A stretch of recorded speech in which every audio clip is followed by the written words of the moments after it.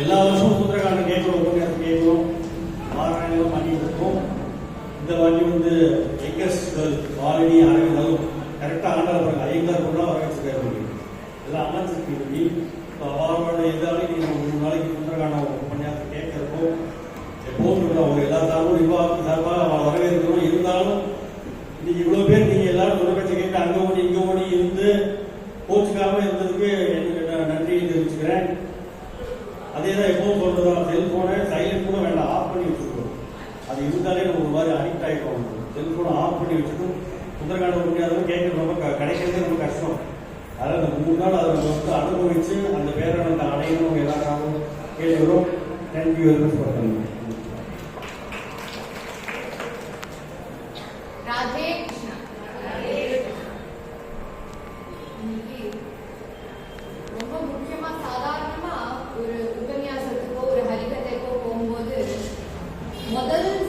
காலியா இருக்கும். எல்லாரும் எப்போதும் பின்னாடி பின்னாடி போய் உட்காரலாம். இன்னைக்கு முதல்லயே இத்தனை பேர் உட்கார்ந்து பாக்குறது ரொம்ப மோட்டிவேட்டிங்கா இருக்கு.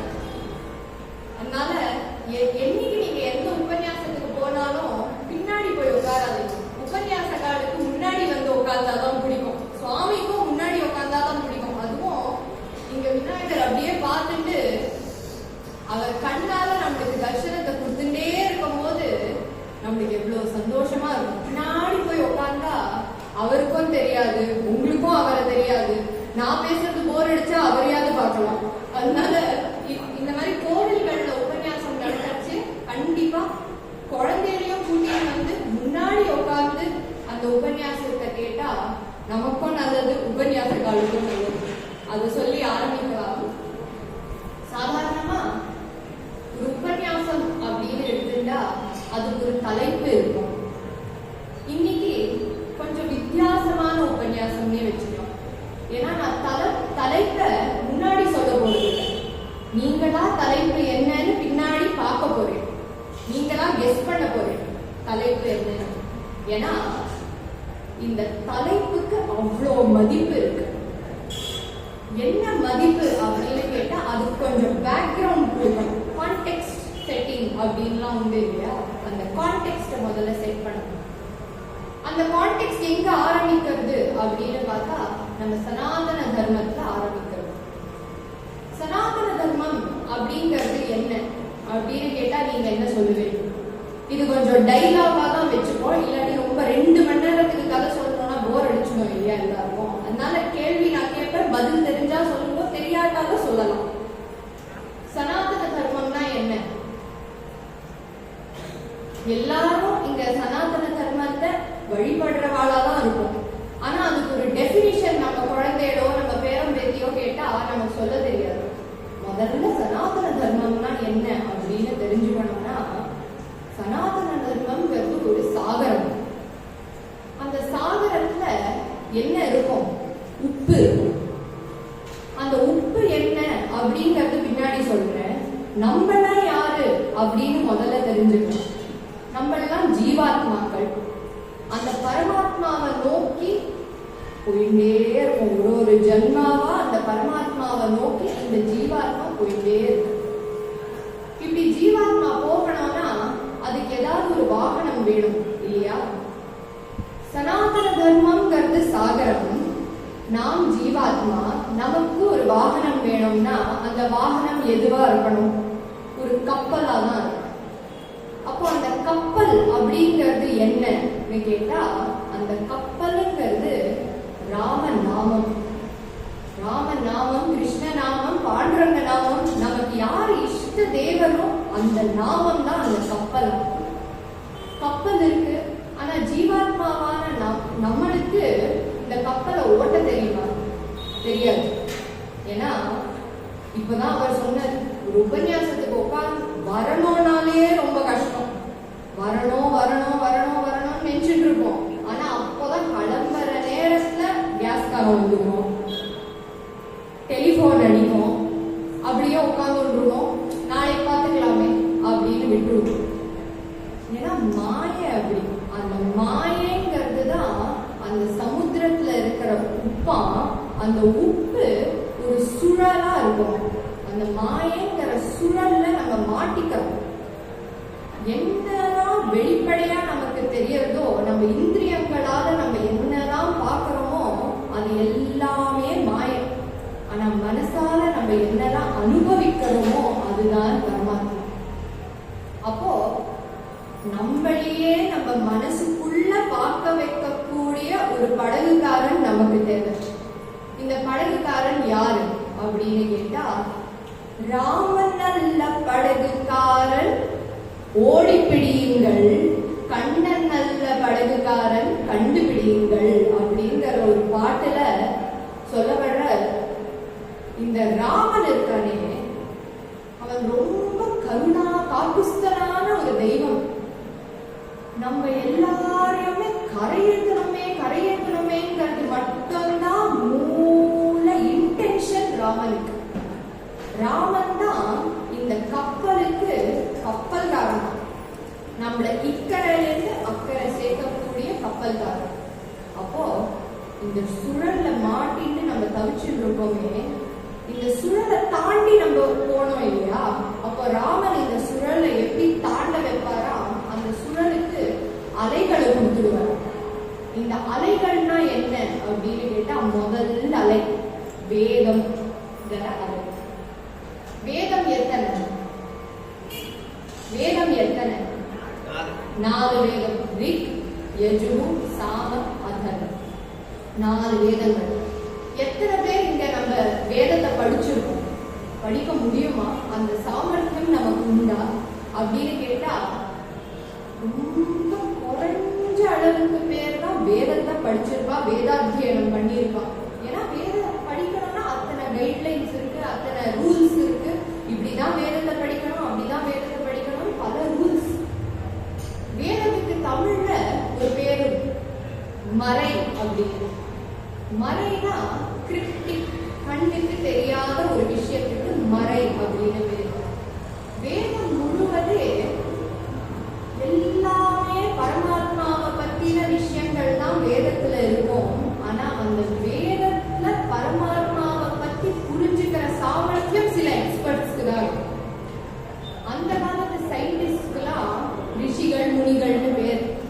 இந்த எக்ஸ்பர்ட்ஸ்லாம் தான் வேதங்களை படிக்கலாம். அப்போ வேதங்களை படிக்க முடியாது, என்ன பண்ணலாம் அப்படின்னு பார்த்தா, அந்த ராமன் நம்மளுக்கு 2வது அலையை கொடுக்கிறார். என்ன அலை அப்படின்னு கேட்டா, வேதாங்கம் உபனிஷத்தை கொடுக்கிறான். உபனிஷத்கள் இங்க எத்தனை பேர் படிச்சிருக்கோம்? நிறைய பேரால படிக்க முடியாது.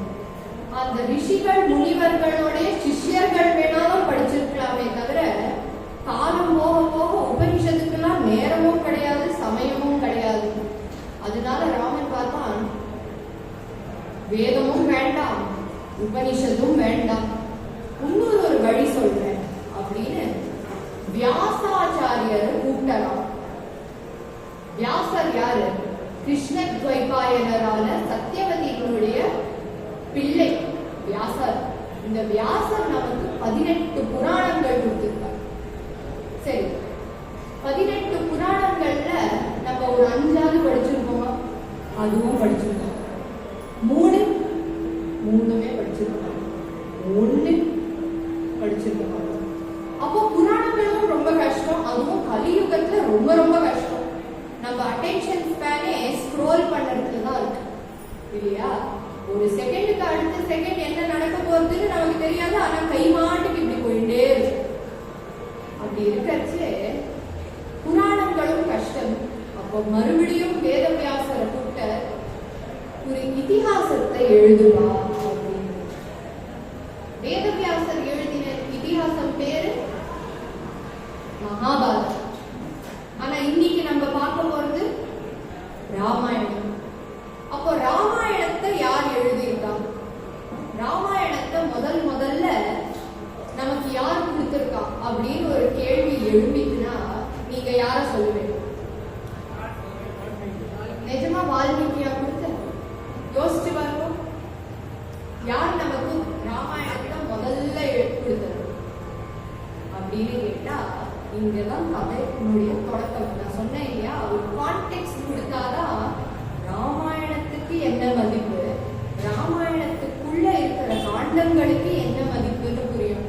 ஏன்னா நமக்கு ராமாயணத்தை முதல்ல காண்பிச்சு கொடுத்தவர் பரமசிவன். அதுவும் நம்ம உட்கார்ந்து இருக்கிற சந்நிதி அந்த விநாயகர் சந்நிதியா இருக்கும்போது விநாயகரனுடைய தகப்பனார் பத்தி பேசலன்னா அது நம்மளுக்கு தகுமா? அவர்கிட்ட இருந்துதானே ஆரம்பமே எல்லாமே. அதனால பரமசிவன் கிட்ட இருந்துதான் ராமாயணம் முதல்ல வந்தது. ஒரு நாள் பார்வதி தேவிக்கு வீட்லயே உட்கார்ந்து ரொம்ப போர் அடிச்சு விட்டான்.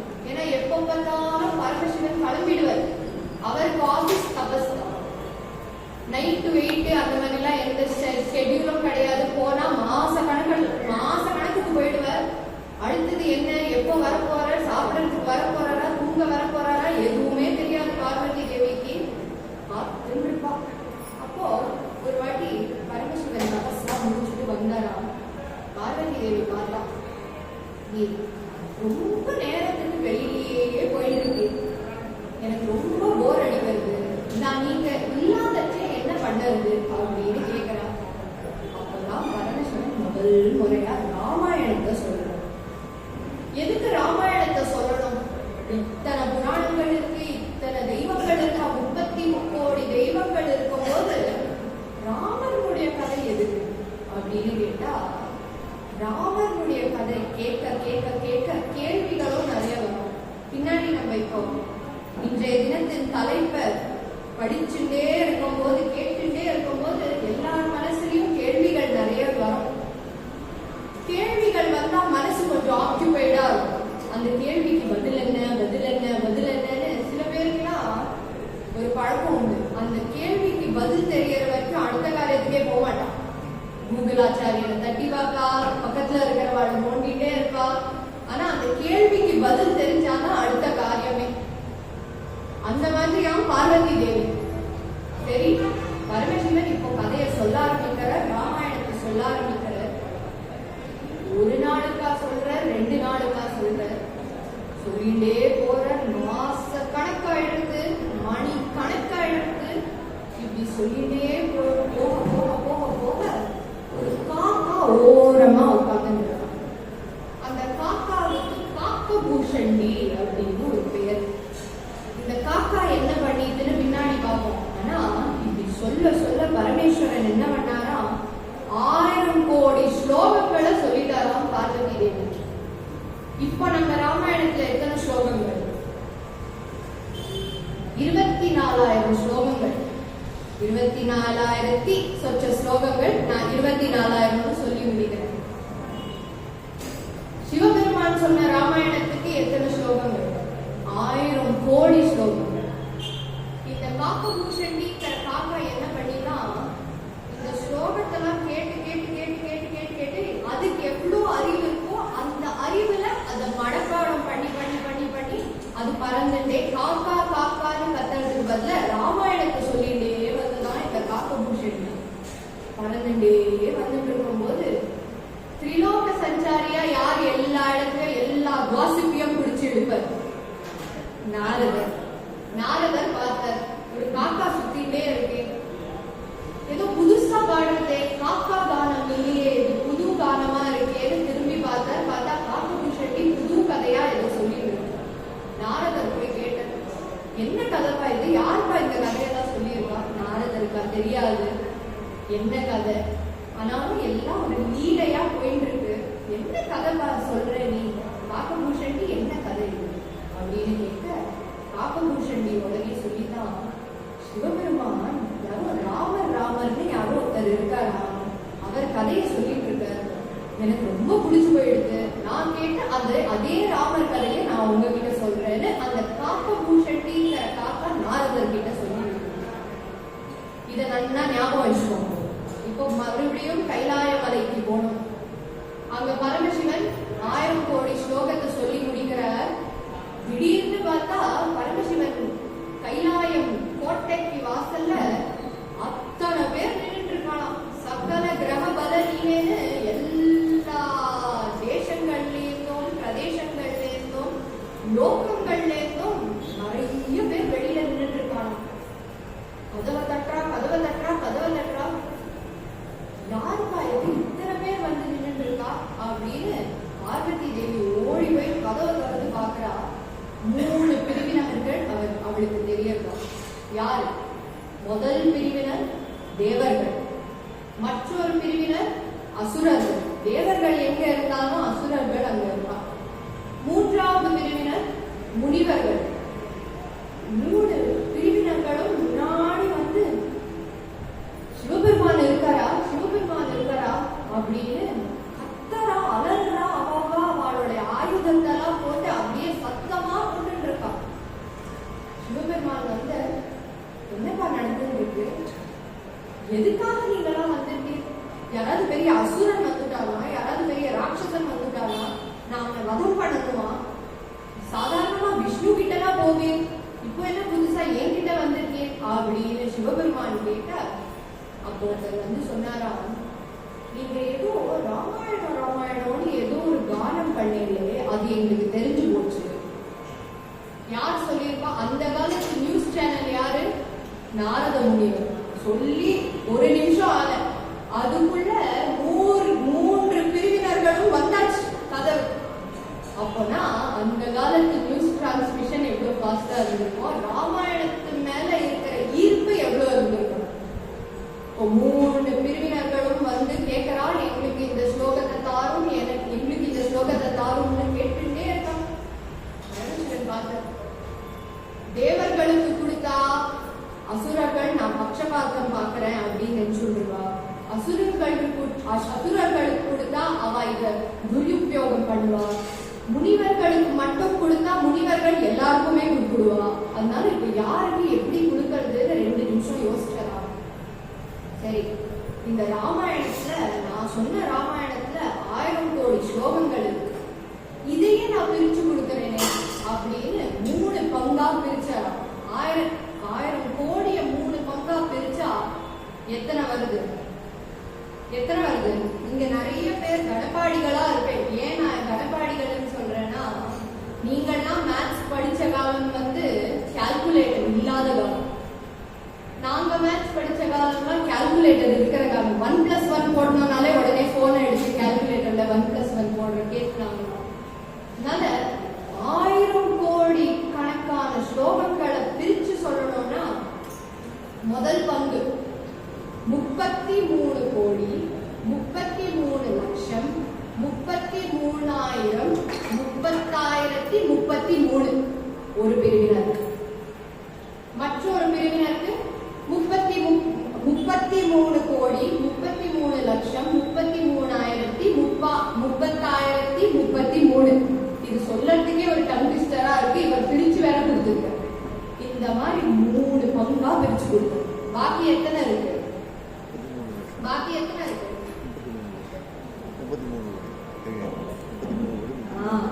99 கோடி 99 லட்சம் 99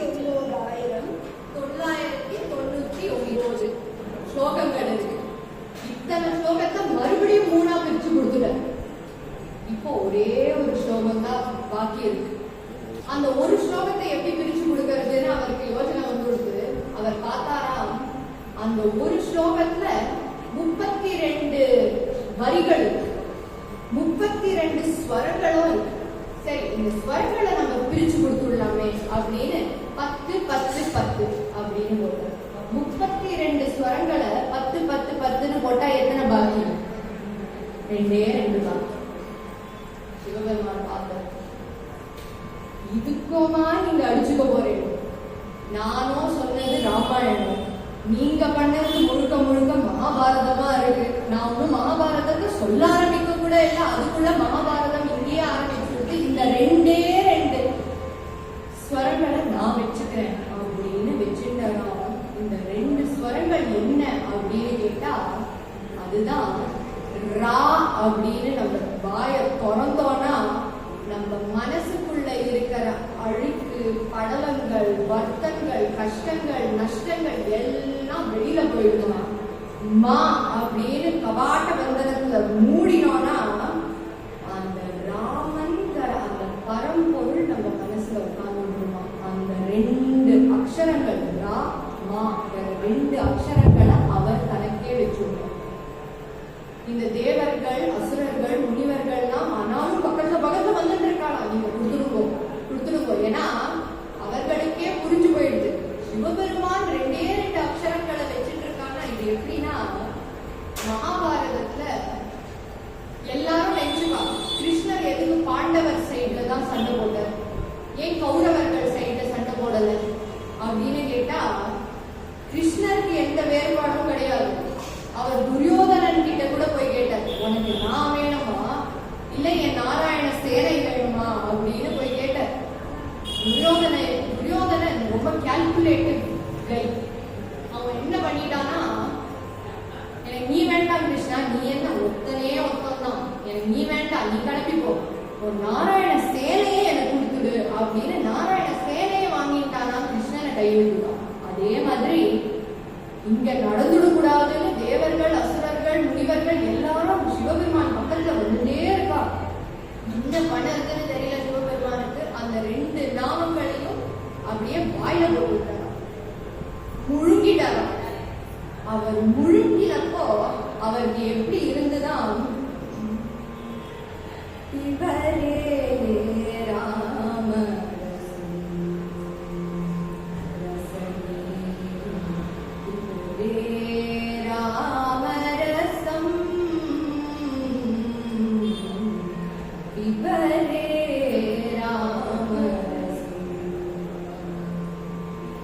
ராமரசம்னா ரசத்தை குடிக்கிறாருன்னு நினைச்சுட்டு இருக்கிறார்.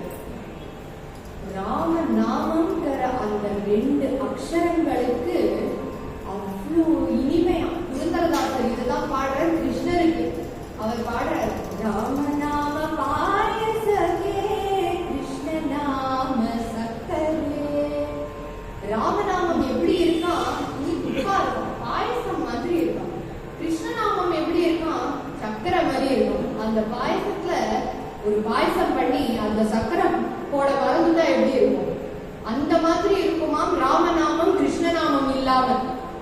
ஏன் இது சொல்றேன்னா, ஏன்னா இந்த ராமநாமத்துக்கு இன்னொரு ஒரு ரகசியம் உண்டு.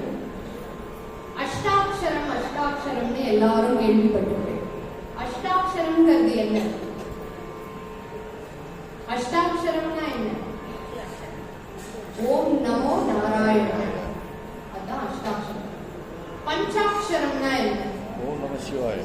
இது சிவனை பத்தி எல்லாருக்கும் அப்படியே பைஹார்ட்டா தெரிஞ்சு. இந்த அஷ்டாட்சரமும் பஞ்சாட்சரமும் சேர்ந்து இருக்கிறது தான் ராமநாமம். இது தெரியுமோ எல்லாருக்கும்?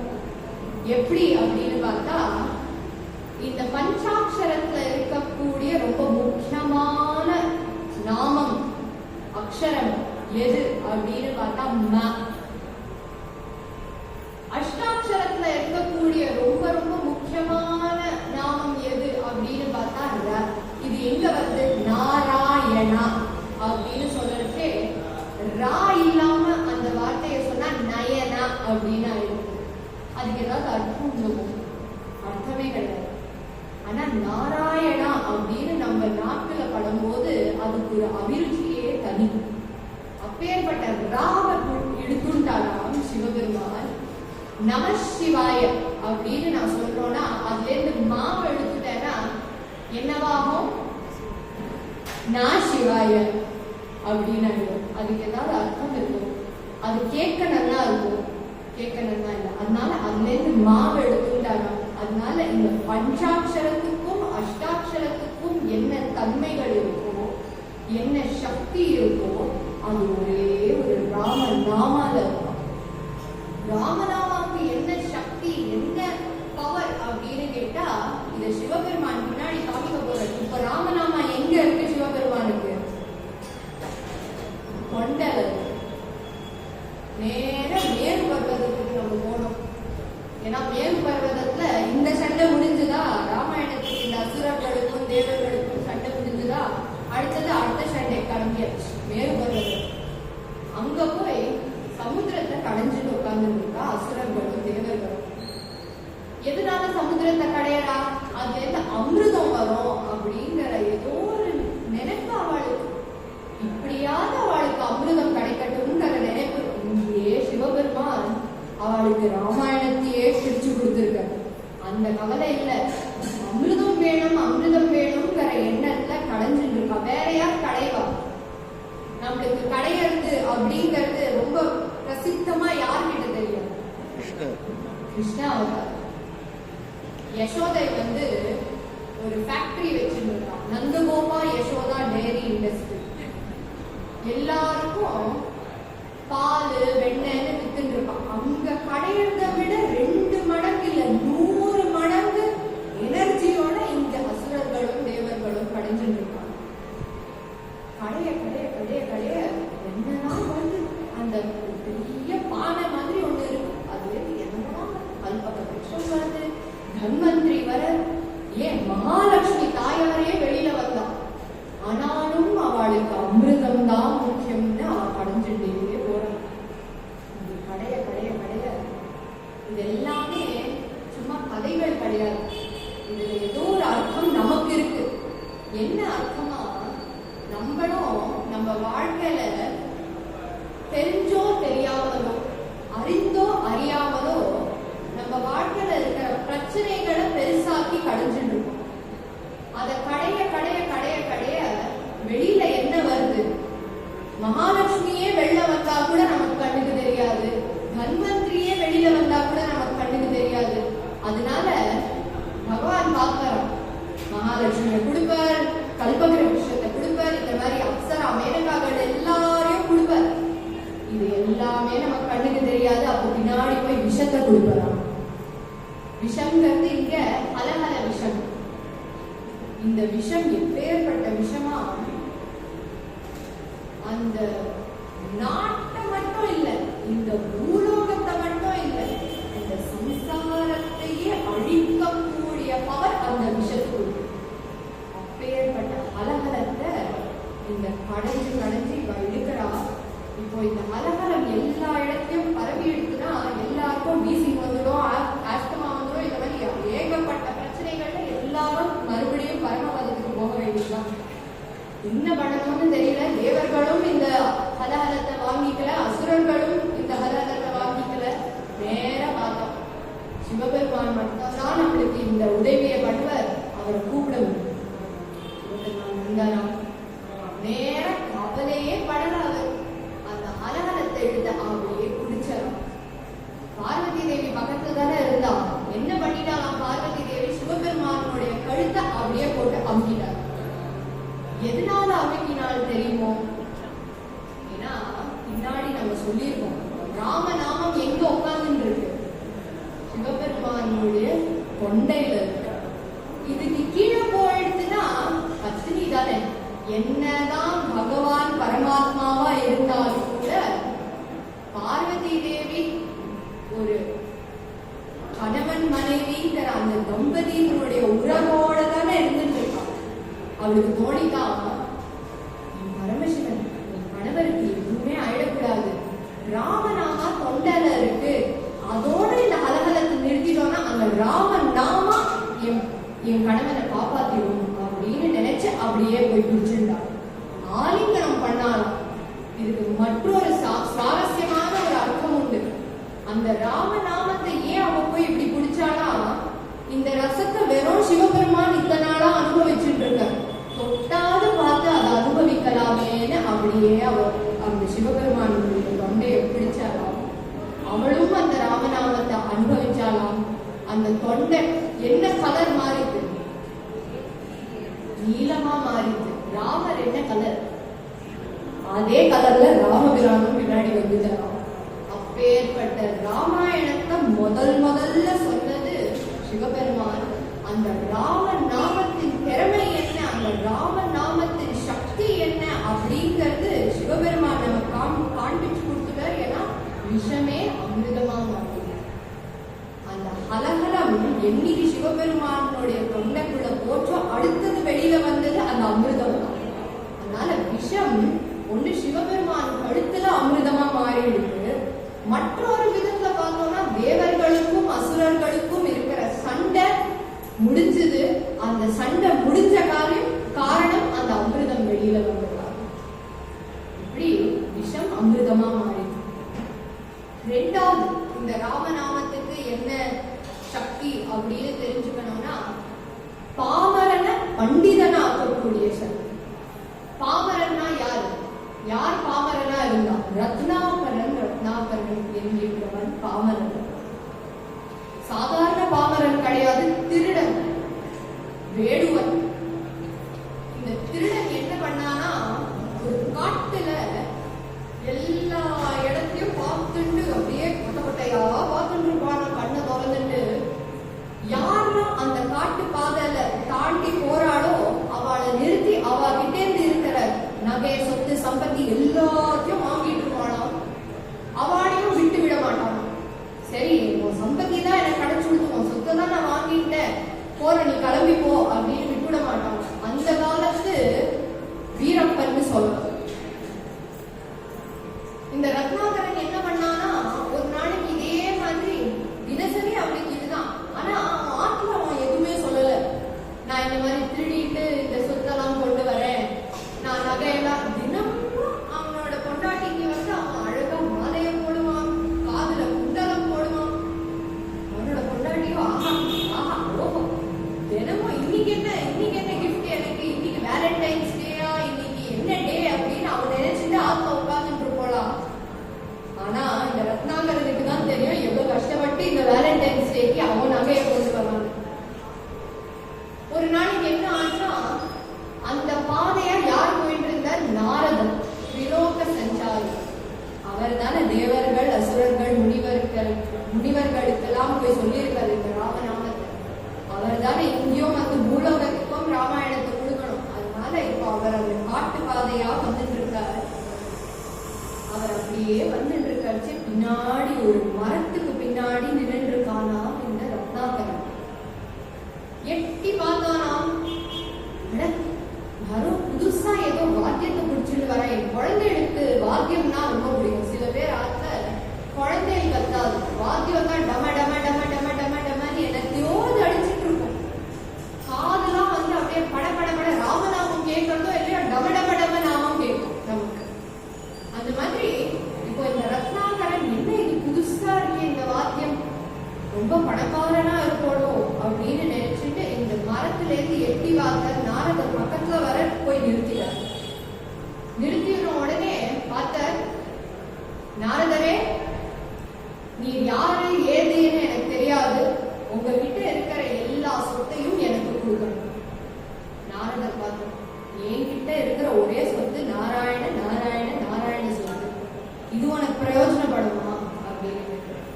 அதுதான் எனக்கு வேண்டாம், எனக்கு ஒரு சொத்தை கொடு அப்படின்னு கேட்டாதான் இந்த ரத்னாகரன். நாரதர் சொன்ன, நீ என்னை கட்டி போட்டுட்டு நீ கிளம்பி போ, ஆத்துக்கு உன் வீட்டுக்கு போய் என்கிட்ட இருக்கிற சொத்தெல்லாம் நான் உனக்கு கொடுத்துடுறேன், அது எந்த பிரச்சனையும் இல்லை, நான் கொடுத்துடுறேன். ஆனா ஒரே ஒரு கேள்வி உங்க ஆத்துல போய் கேட்டுடுவான். என்ன கேள்வி? நாரதர் சொல்றாரா, நீ எல்லா நகை நொட்டு எல்லாத்தையும் கொண்டு போய் உங்க அப்பா அம்மா, உன் மனைவி, உன் குழந்தைகளுக்கெல்லாம் டிஸ்ட்ரிபியூட் பண்ற, அவ எல்லாத்தையும் வாங்கிக்கிறாளா? வாங்கிக்கிறாளே. அப்போ இந்த நகையெல்லாம் நீ திருடச்சு நீ வேற ஏதோ ஒன்றத்தை சம்பாதிக்கிறியே, அதையும் எல்லாரும் ஷேர் பண்ணிப்பாளா அப்படின்னு. என்ன நான் என்ன வேற என்ன சம்பாதிக்கிறேன், எனக்கு தெரியாம இன்கம் டேக்ஸ்க்கு தெரிஞ்சு போயிட்டு நான் என்ன சம்பாதிக்கிறேன்னு சொல்லுவேன். பாவம் பாவம்னு ஒண்ணு உண்டு, அதை போய் சம்பாதிக்கிறேன் நீ, அதையும் பங்கு போடுவாளா அப்படின்னு நீ கேட்டுட்டு வா. அவன் ஒருக்கா பங்கு போடுவேன் அப்படின்னு சொன்னா என்கிட்ட இருக்கிறதெல்லாம் உன்கிட்ட நான் தந்துடுவேன். திரைலோக்கிய சஞ்சாரினா என்கிட்ட எவ்வளவு சொத்து இருக்கோன்னு நாரதர் இங்க சொல்றாரு. ரத்னாகரன் பார்த்த பாவம் பாவம்னு ஏதோ ஒரு பொருள் போல இருக்கு, கண்டிப்பா எங்க ஆத்துல எல்லாரும் பங்கு போடுவா, இதுக்கும் பங்கு போடுவான்னு நேர வீட்டுக்கு கிளம்பினானா. அங்க அவ அப்பா அம்மா உட்கார்ந்து இருக்கா, நமஸ்காரம் பண்ணா. இந்த குணங்கள்லாம் உண்டு ரத்னாகரன். திருடுவானே தவிர அப்பா அம்மாவுக்கு நமஸ்காரத்தை கரெக்டா பண்ணிடுவான். நேரம் போய் அப்பா அம்மாவை போய் பார்த்தான். அப்பா அம்மா ஏதோ பாவம் பாவம்னு நான் ஏதோ சம்பாதிக்கிறேன்னா அதை நீங்க பங்கு போடுவேடா என்னோட. என்னது பாவமா? எனக்கு உன் பாவம்லாம் வேண்டாம்ப்பா, இத்தனை வருஷம் நீ பண்ணதுக்கு நாங்க அனுபவிச்சது போறாதா, பாவத்தெல்லாம் பங்கு போட முடியாது. சரி, இவர்கள் யாரும் அப்பா அம்மா தானே, இந்த காலத்து பையன் மாதிரி நெச்சுட்டான் போல இருக்கு. மனைவி கிட்ட போய் கேட்போம், அவ எல்லாத்தையும் வாங்கிப்போம். நேரம் போனா மனைவி கிட்ட போனா கேட்டான், என் பாவம் பாவம்னு நான் ஏதோ ஒன்று சம்பாதிக்கிறேன், இதை நீ வாங்கிப்பியா? என்னது குளியா இருக்கே, பாவம்னா என்னன்னு உங்களுக்கு தெரியாதா? பாவத்தெல்லாம் வாங்கிக்க முடியாது, இன்னைக்கு என்ன நகையை கொண்டு வந்திருக்கேன் அதை முதல்ல சொல்லணும் அப்படின்னா. லலிதா ஜுவல்லரி ஆடுக்கு வரப்போற அடுத்தது அந்த கவலை இல்லை அவளுக்கு. அவளுக்கு இந்த பாவம் கீவம்லாம் வேண்டாம். என்ன வேணும், எதெல்லாம் நீ பங்கு போடுவ அப்படின்னு கேட்டா, நீ நல்லது பண்றதுக்கு வேணா நான் பங்காளியா இருக்கேன் அப்படின்னு. குழந்தைகள் கிட்ட போனா நாம இந்த ரத்னாகரன் போய் கேட்கிறோம், என் பாவத்தை பங்கு போடுறியாடா கண்ணா? குழந்தைகள் சொல்லி, அம்மாவே இதுக்கு பங்கு போடல, நான் என்னமா போட போறேன் அப்படின்னு அந்த ரத்னாகரனை பார்த்து, இதுக்கெல்லாம் எனக்கு வேண்டாம், அந்த நகையே எனக்கு போறோம், அதை மட்டும் என் பேர்ல எழுதி வச்சுட்டு போவோம் அப்படின்னு இருக்கான். பார்த்து ஓடி வர ரத்னாகரன், ஏதோ பாவம்னு நான் ஏதோ பெரிய பொருள்னு நினைச்சேன், இதை யாருமே என்னோட பங்கு போடுறதுக்கு இல்லை, என்னது இந்த பாவம் அப்படின்னு கேட்க ஆரம்பிச்ச. நாரதர் சொல்ற, நம்ம பல ஜென்மாக்கள் பிறந்து பிறந்து பிறந்து புனரப்பி ஜனனம் புனரப்பி மரணம்னு பிறந்து பிறந்து பிறந்து பிறந்து நம்ம நிறைய விஷயங்களை சம்பாதிக்கிறோம் ரத்னாகரா. அதுல பாவம் பாவம்னு ஒண்ணு சம்பாதிக்கிறோம், இந்த பாவத்தை சம்பாதிச்சா நம்மளுக்கு நல்லது நடக்காது அப்படின்னு சொன்னதுமே, ஓஹோ இதனாலதான் எங்க ஆத்துல யாருமே இதுக்கு பங்கு போடலையான்னு இப்பதான் ரத்னாகரனுக்கு புரியுது. அப்போ புண்ணியத்தை எப்படி சம்பாதிக்கலாம் அப்படின்னு கேட்க ஆரம்பிக்கிறான். அப்போ நாரதர், நான் முதல்லயே சொன்னேன், இந்த ரத்னாகரன் எங்க ஒளிஞ்சிட்டு இருந்தான்? நாரதர் வரதுக்கு முன்னாடி மரத்துக்கு பின்னாடி. இந்த ரத்னாகரனுக்கு தெரிஞ்ச ஒரே விஷயம் இந்த மரத்துக்கு பின்னாடி ஒளிஞ்சுகிறது தான். நாரதர் பார்த்தார், ரொம்ப நல்ல குரு அவர். ஏன்னா அந்த சிஷ்யனுக்கு என்ன தெரியுமோ அதை வச்சுட்டே பரம்பொருளையும் அவருக்கு கொடுத்துட்டார். என்ன தெரியும்? இந்த மரத்தை தெரியும். சரி, நீ மரா மரா மரா மரான்னு சொல்லிட்டு இந்த மரத்துக்கு பின்னாடி ஒளிஞ்சு வரும், மரா மரான்னு சொல்லிட்டு புண்ணியத்தை சேர்த்துட்ட அப்படின்னு சொல்லி கிளம்பியே போயிட்டார். இப்போ இந்த ரத்னாகரன் என்கின்றவன் ஒரு மரத்து பின்னாடி உட்கார்ந்தாராம். உட்கார்ந்து கண்ணை மூடிட்டாராம். கண்ணை மூடிட்டு மரா மரா மரா மரா மரா மரா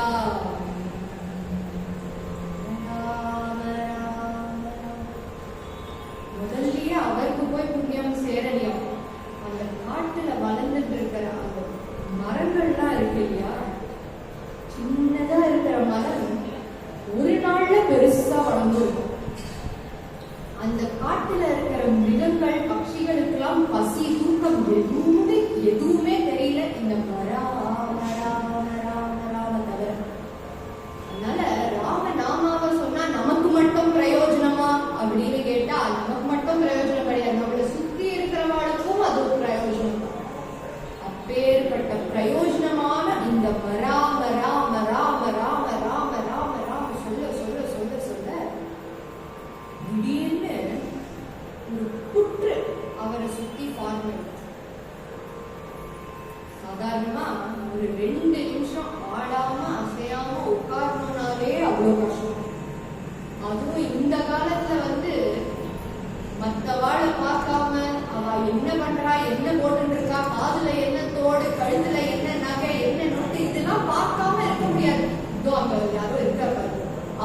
இப்படி பார்ப்பா. பார்க்காதேக்கோ பார்க்கிற மாதிரி பாருங்கோ அப்படின்னு சொல்லியிருக்கேன். அப்போ கூட புரியாது. யாரு நீ சொல்ற அப்படின்னு நினைக்கிட்டு வினாடி தெரிவிப்பா. அந்த காலத்துல இருக்கச்சே இந்த ரத்னாகரன் எப்படி உட்கார்ந்து இருக்கானா, ஆடாம அசையாம அப்படியே உட்கார்ந்து இருக்கார். அதனாலதான் அவர் சுத்தி ஒரு குற்றே ஃபார்மா எடுத்து அந்த குற்ற அவர் தலைக்கு மேல போயிட்டான். அந்த தலைக்கு மேல போன புற்றிலேருந்து அவர் இருந்ததுனால அந்த புற்றுக்கு சம்ஸ்கிருதத்துல வல்மீகம் அப்படின்னு ஒரு பேர். அந்த புற்றிலே அந்த வல்மீகத்திலிருந்து பிறந்தவர் தான் வால்மீகி என்கின்றவர். இப்போ இந்த வால்மீகி பார்த்த நம்ம பிறந்தாச்சு. சாதாரணமா அவர் ரொம்ப முக்கியமான கேள்வி இந்த இடத்துல வரும். என்ன கேள்வினா, ராமன் ரொம்ப கல்நெஞ்சுக்காரனா, சீதைய போய் பிரசவத்துல இருக்கும் போது கர்ப்பவதியா இருக்கும் போது காட்டுல போய் விட்டுட்டாங்க அப்படிங்கிற ஒரு கேள்வி எழுவும். எல்லார் மனசையும் வந்துருக்கும் அந்த கேள்வி. அதுக்கு ஒரு பதில் இங்க நமக்கு கிடைக்கிறது. கதை ஆரம்பிக்கிறதுக்கு முன்னாடியே ஒரு பதில் கிடைக்கிறது. என்ன பதிலா, வல்மீகம் ஆனது எங்கேருந்து உற்பத்தி ஆனது? பூமியிலிருந்து. சீதையானவள் எங்கேருந்து கிடைச்சா? பூமியிலிருந்து. அதனாலதான் அவருக்கு ஒரு பேரு பூமிஜா அப்படின்னு. அந்த பூமிஜாவை சாதாரணமா நம்ம வீட்டு வழக்கத்திலேயே நான் கேட்கிறேன், கர்ப்பவதியான பொண்ணு சீமந்தத்துக்கு அப்புறம் எங்க அனுப்புவாங்க? அம்மாவாக. இந்த வல்மீகத்திலிருந்து பிறந்தவர் வால்மீகி, இதே பூமியிலிருந்து பிறந்தவள் சீதை. அப்போ வால்மீகியும் சீதையும் சகோதரன் சகோதரிகள் இல்லவா? அதனால ராமர் என்ன பண்ணாரா, மிதிலைக்கெல்லாம் அனுப்புறது ரொம்ப தூரங்க. காட்டுலதான் நீ வாழ்ந்திருக்கிய சீதா, உனக்கு எல்லாம் பார்த்துக்க தெரியும், நீ வால்மீகி ஆசிரமத்துக்கே போயிட்டு வான்னு வால்மீகி ஆசிரமத்துல கொண்டு போய் விட்டுட்டாரா. அதான மரபு. அம்மா ஆத்துல விடுறது தானே மரபு. அதனால குழந்தைன்னா இந்த கேள்விகள் எல்லாம் கேட்கும் போது நம்ம பதிலாம் சாமர்த்தியமா வச்சுட்டு இருக்கணும். இல்லாட்டி பாட்டி எனிதிங் பாட்டி அப்படின்னு ரொம்ப ஈஸியா சொல்லிடும். ஆனா நம்ம சனாதன தர்மத்துல மட்டுமே எல்லாத்துக்குமே பதில் இருக்கு. அதை நம்ம கவனித்து பார்க்கணும். இந்த மாதிரி நிறைய பெரியவாள்னா இதுக்கு நிறைய கமெண்ட்ரிகள் எழுதியிருக்கா. அதுல எல்லாத்துக்குமே பதில் கொடுத்துருக்கா. பின்னாடி நிறைய இந்த மாதிரி கேள்விகளுக்கு பதில் பார்த்துட்டே இருக்கலாம். இப்போ இந்த வல்மீகத்திலிருந்து வால்மீகி ஆனவர் இந்த மராமரான்னு சொல்லி ராமநாமத்தை சொல்றோன்னு கூட தெரியாம அந்த ராமநாமம் அவருக்கு கிருப பண்ணியிருக்கு. அப்பேற்பட்ட பாமரனை பண்டிதனாக முதல்ல என்ன சொல்லியிருக்கோம்? விஷத்தை அமிர்தமாக்கிட்டு ராமநாமம். ரெண்டாவது பாமரனை பண்டிதனாகிட்டு ராமநாமம். இங்கேருந்துதான் ராமாயணம்ங்கிற இந்த ஆதி காவியம் ஆரம்பிக்க போது வால்மீகி மகர்ஷியா மாறின நேர அவர் ஸ்நானத்துக்கு தமசா நதிக்கு போனலாம். தமசா நதிக்கு போச்சு ஒரு ரொம்ப டிராஜிக் இன்சிடென்ட் ஆகும். என்ன டிராஜடி நடந்தது அப்படின்னு பார்த்தா, இவர் சாதாரணமா நதியிலெல்லாம் குளிக்கிறவாளுக்கு தெரியும். எப்போதுமே குளிக்கிறதுக்கு முன்னாடி அவ 2-3 வாட்டி முங்கி பார்ப்பான். அந்த ஜலத்துக்குள்ள முங்கி பார்த்து வெளியில வரைச்சு ஆஹா ஏதோ புதுசா இருக்கா மாதிரி இருக்கும். சுத்தி சுத்தி பார்த்தாலே புதுசா இருக்கா மாதிரி இருக்கும். இப்போ இவர் முங்கி பார்த்த முதல் தடவை பார்க்கும்போது ஒரு மரம் தெரிஞ்சுதான். 2வது தடவை உள்ள போயிட்டு வெளில வர, அந்த ஜலத்துக்குள்ள போயிட்டு வெளில வர பார்த்தா 2 கிரௌச்ச பட்சிகள் இருக்கும் அந்த மரத்து மேல உட்கார்ந்து. 3வது வாட்டி உள்ளேயும் வெளியிலும் வந்தா அந்த கிரௌச்ச பட்சிகள் அந்யோன்யமா இருக்கும். கிரௌச்ச பட்சினா என்ன அப்படின்னு நம்மளுக்கு புரியுற மாதிரி தெரியணும்னா லவ் பேர்ட்ஸ். இந்த லவ் பேர்ட்ஸ் வந்து இந்த மரத்துல உட்கார்ந்து இருக்கு, அந்யோன்யமா இருக்காது. இதை பார்த்து வால்மீகி ரொம்ப சந்தோஷப்படுறது. ஆஹா இப்படிலாம் இருக்கு நம்ம உலகம். பகவான் எப்படிலாம் கற்பனையோட நம்மள எல்லாரையுமே நினைச்சு நினைச்சு நினைச்சு நினைச்சு பார்த்து பார்த்து செதுக்கி இருக்காரு. இதை நம்ம எல்லாரும் அனுபவிக்க வேண்டாமா? இந்த ஸ்நானத்துக்கு போயிட்டு வரும்போது கூட சுத்தி பார்த்தா அவ்வளோ இருக்கு அனுபவிக்க. அதெல்லாம் மறந்துடணும். ஏன்னா மாய அது இப்ப பார்த்துட்டே இருக்க. திடீர்னு பின்னாடி ஒரு வேடுவன் வந்தா அந்த கிரௌச்ச பட்சியை அப்படியே அழிச்சான். ஒரே ஒரு கிரௌச்ச பட்சியை அழிச்சா அடிக்கிறதுதான் அடிச்சிருக்கான், ரெண்டுத்தையும் அடிக்க வேண்டியதுதானே. ஒரே ஒரு கிரௌச்ச பட்சியை அழிச்சான். அழிச்சதுமே அந்த கணவன் கிரௌச்ச பட்சி இருக்கு இல்லையா, அது விழுந்துடுது. மனைவி அப்படியே பார்த்து அழறா. அவ்வளோ கஷ்டம் வால்மீகிக்கு காதுல கேட்கறது. ஏன்னா அவரை மகரிஷின்னு நம்ம கொண்டாடுறது எதுனால, அவருக்கு நம்ம பேசுற பாஷை மட்டும் புரியாது, இந்த பட்சிகள் மிருகங்கள் எல்லாமே பேசுற பாஷை அவருக்கு புரியுமா. பெரியவாளுக்கு இன்னும் வெளியில ஒரு நாய் கஷ்டப்பட்டா கூட அவ எங்கேயோ உட்கார்ந்து இருப்பான். ஆனா அவளுக்கு தெரிஞ்சுடும் ஏதோ கஷ்டப்படுறது, வெளியில போய் இன்னைக்கு சாப்பாடு போடணும் அப்படின்னு. ஒரு குருநாதனா இருந்தா கண்டிப்பா இந்த மாதிரி இன்ஸ்ட்ரக்ஷன் எல்லாருமே அனுபவிச்சிருக்கு. அப்பேற்பட்ட குருநாதன் ஆக போறவர் இந்த வால்மீகி. உடனே வாயிலிருந்து என்னடா பண்ற வேடுவனே, இப்படி போய் இந்த கிரௌச்ச பட்சியை கொன்னுட்டியே, உனக்கும் இதே மாதிரி நடக்க போகுது அப்படின்னு ஒரு சாபம் வாயிலிருந்து வெளியில வந்துட்டான். ஓடி வந்த வால்மீகி இவ்வளோ ராமநாமம் ராமநாமம் ராமநாமம்னு நான் சொல்லிட்டு இருக்கேன். ஆனாலும் காமம், குரோதம், மோகம், மதம், ஆச்சரியம், கோபித்தனம்னு இதுல இந்த கோபம் மட்டும் போவே மாட்டேங்கிறது. என் வாயிலேருந்து என் நாக்குல இருந்து என்ன வார்த்தை வந்துருக்கு. நல்ல வார்த்தை வந்திருக்கலாமே, சரி பரவாயில்ல நான் அது உயிர் கொடுக்குறேன் அப்படிங்கிற வார்த்தை வந்திருக்கலாமே. அதுக்கு பதில போய இப்படி ஒரு கோபிச்சு சபிச்சுட்டேனேனா அப்படின்னு சொல்லிச்சு. மேலேருந்து பிரம்மதேவர் வந்தாரா. பிரம்மதேவர் வந்து வால்மீகி கிட்ட சொல்ற, கவலைப்படாதையும், உங்க வாயிலிருந்து வந்தது வந்து கோபமா இருந்தாலும் கூட நீங்க மகரிஷி, அதனால உங்க வாயிலிருந்து வந்தது நல்ல வார்த்தை தான். மா அப்படிங்கிற அந்த அக்ஷரத்துக்கு பல அர்த்தங்கள் பெரியவா சொல்றா. ஆனா ஒரு முக்கியமான அர்த்தம் மகாலட்சுமி. அதனால மா நிஷாத அப்படிங்கிறது தான் ராமாயணத்தின் தொடக்கம். அந்த மா நிஷாதத்துல மகாலட்சுமியோட ஏதாவது ஒரு காரியத்தை நம்ம ஆரம்பிச்சோம்னா அது சஃலமாகாம இருக்குமா? இருக்கவே முடியாது. அப்பேற்பட்ட மகாலட்சுமியின் பெயரோட நீ ஆரம்பிச்சிருக்கீங்க. ராமாயணத்தை நீங்க எழுதுங்க, இத பாடுக்கோ. நீங்க பாருங்க, இந்த ராமாயணம்ங்கிற காவியம் எத்தனை யுகங்களா போக போகுதுன்னு. அப்போதான் வால்மீகி முதல்ல ராமாயணத்தை எழுத ஆரம்பிக்கிறார். மானிஷாந்த அப்படிங்கிற வார்த்தையோட ஆரம்பிச்சு. இப்போ சாதாரணமா எல்லாருமே ராமாயணத்தை கேட்டிருப்பேன், பல பெரியவா சொல்லி கேட்டிருப்பேன், பல விதமா கேட்டிருப்பேன். ஆனாலும் எத்தனை முறை ராமாயணத்தை கேட்டாலும் அத்தனை தடவையும் நம்மளுக்கு சந்தோஷத்தை தான் அது கொடுக்கறது, அத்தனை தடவையும் நம்மளுக்கு நன்மையை தான் கொடுக்கறது. அப்பேற்பட்ட ராமாயணத்தை இன்றைய தினம் நாம் பார்க்க போறோம். முதல்ல இந்த ராமாயணத்தை பார்க்கறதுக்கு முன்னாடி ராமாயணத்துல எத்தனை காண்டங்கள் ராமாயணம். முதல் காண்டம் என்ன, நம்ம அதை கூட்டிட்டே வரோம். முதல் காண்டம் பாலகாண்டம், இரண்டாவது காண்டம்,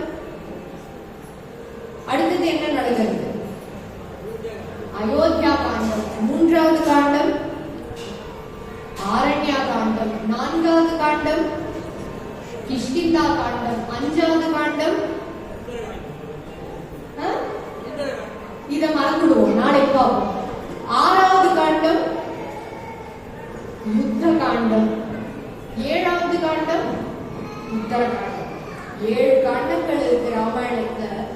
சாதாரணமா நம்ம எல்லாருக்குமே ராமாயணம் நம்ம பார்க்க போற தலைப்புக்கு போகணும்னா முதல்ல ஒரு ரீகேப், இதுவரை அப்படின்னு நம்மளுக்கு பார்த்து ரொம்ப பழக்கம் இல்லையா? எல்லா சீரியல்கள்லயும் முதல்ல ஆரம்பமே ஒரு 10 நிமிஷம் அந்த பாட்டு ஓடும், அப்புறம்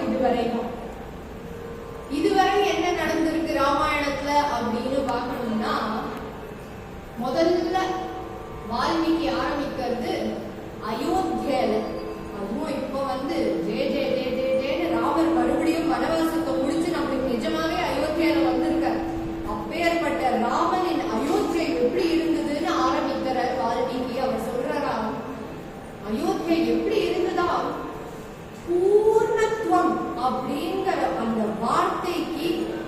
ஒரு ரூபத்தை கொடுத்தோம்னா அதுதான் அயோத்தியா. தசரதன் ஆண்டுட்டே வந்துட்டு இருக்கிற இந்த அயோத்தியை அவ்வளோ கஷ்டமா அவ்வளோ சமிருத்தியோட கூட இருக்கா இந்த அயோத்தி.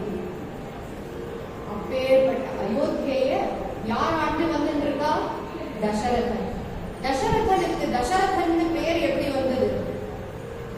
எதுக்கு தசரதன்? ரொம்ப ஒரு இன்ட்ரெஸ்டிங்கான ஒரு ஃபன் ஃபேக்ட் என்னன்னா, எத்தனை திசைகள் இருக்கு, எத்தனை திக்குகள் இருக்கு. நாலுன்னு நம்ம நினைச்சுட்டு இருக்கோம். ஆனா நாலை தவிர கூட இங்கிலீஷ்ல காம்பஸ் எல்லாம் நம்ம தொடர்ந்து பார்த்தோம்னா north east, north west, south east, south west இப்படின்லாம் நாலு திக்கை தவிர பல திக்குகள் இருக்கும்.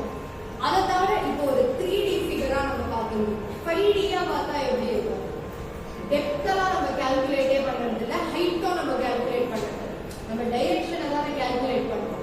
அப்போ அந்த டெப்த்தையும் ஹைட்டையும் எல்லாத்தையும் நம்ம சேர்த்தோம்னா எத்தனை திக்கு? 10 திக்கு. இந்த 10 திக்குலையும் ரத்தத்தை ஓட்டக்கூடிய சாமர்த்தியம் அப்பேற்பட்ட மகாவீரனானவன் இந்த தசரதனா. அதனால அவனுக்கு பேர் தசரதன். அந்த காலத்துல பேர் வச்சா பொருத்தமா வைப்பாங்க. இது நான் சொல்லியே ஆகணும், ஏன்னா இங்க நிறைய பெரியவாள் இருக்கு. அவ குழந்தைகளுக்கெல்லாம் அழகான பேர் வச்சிருப்பேன். ஆனா அந்த குழந்தைகள் அவ குழந்தைகளுக்கு என்ன மாதிரி பேர் வைக்கிறான்னு கேட்க கூடாது.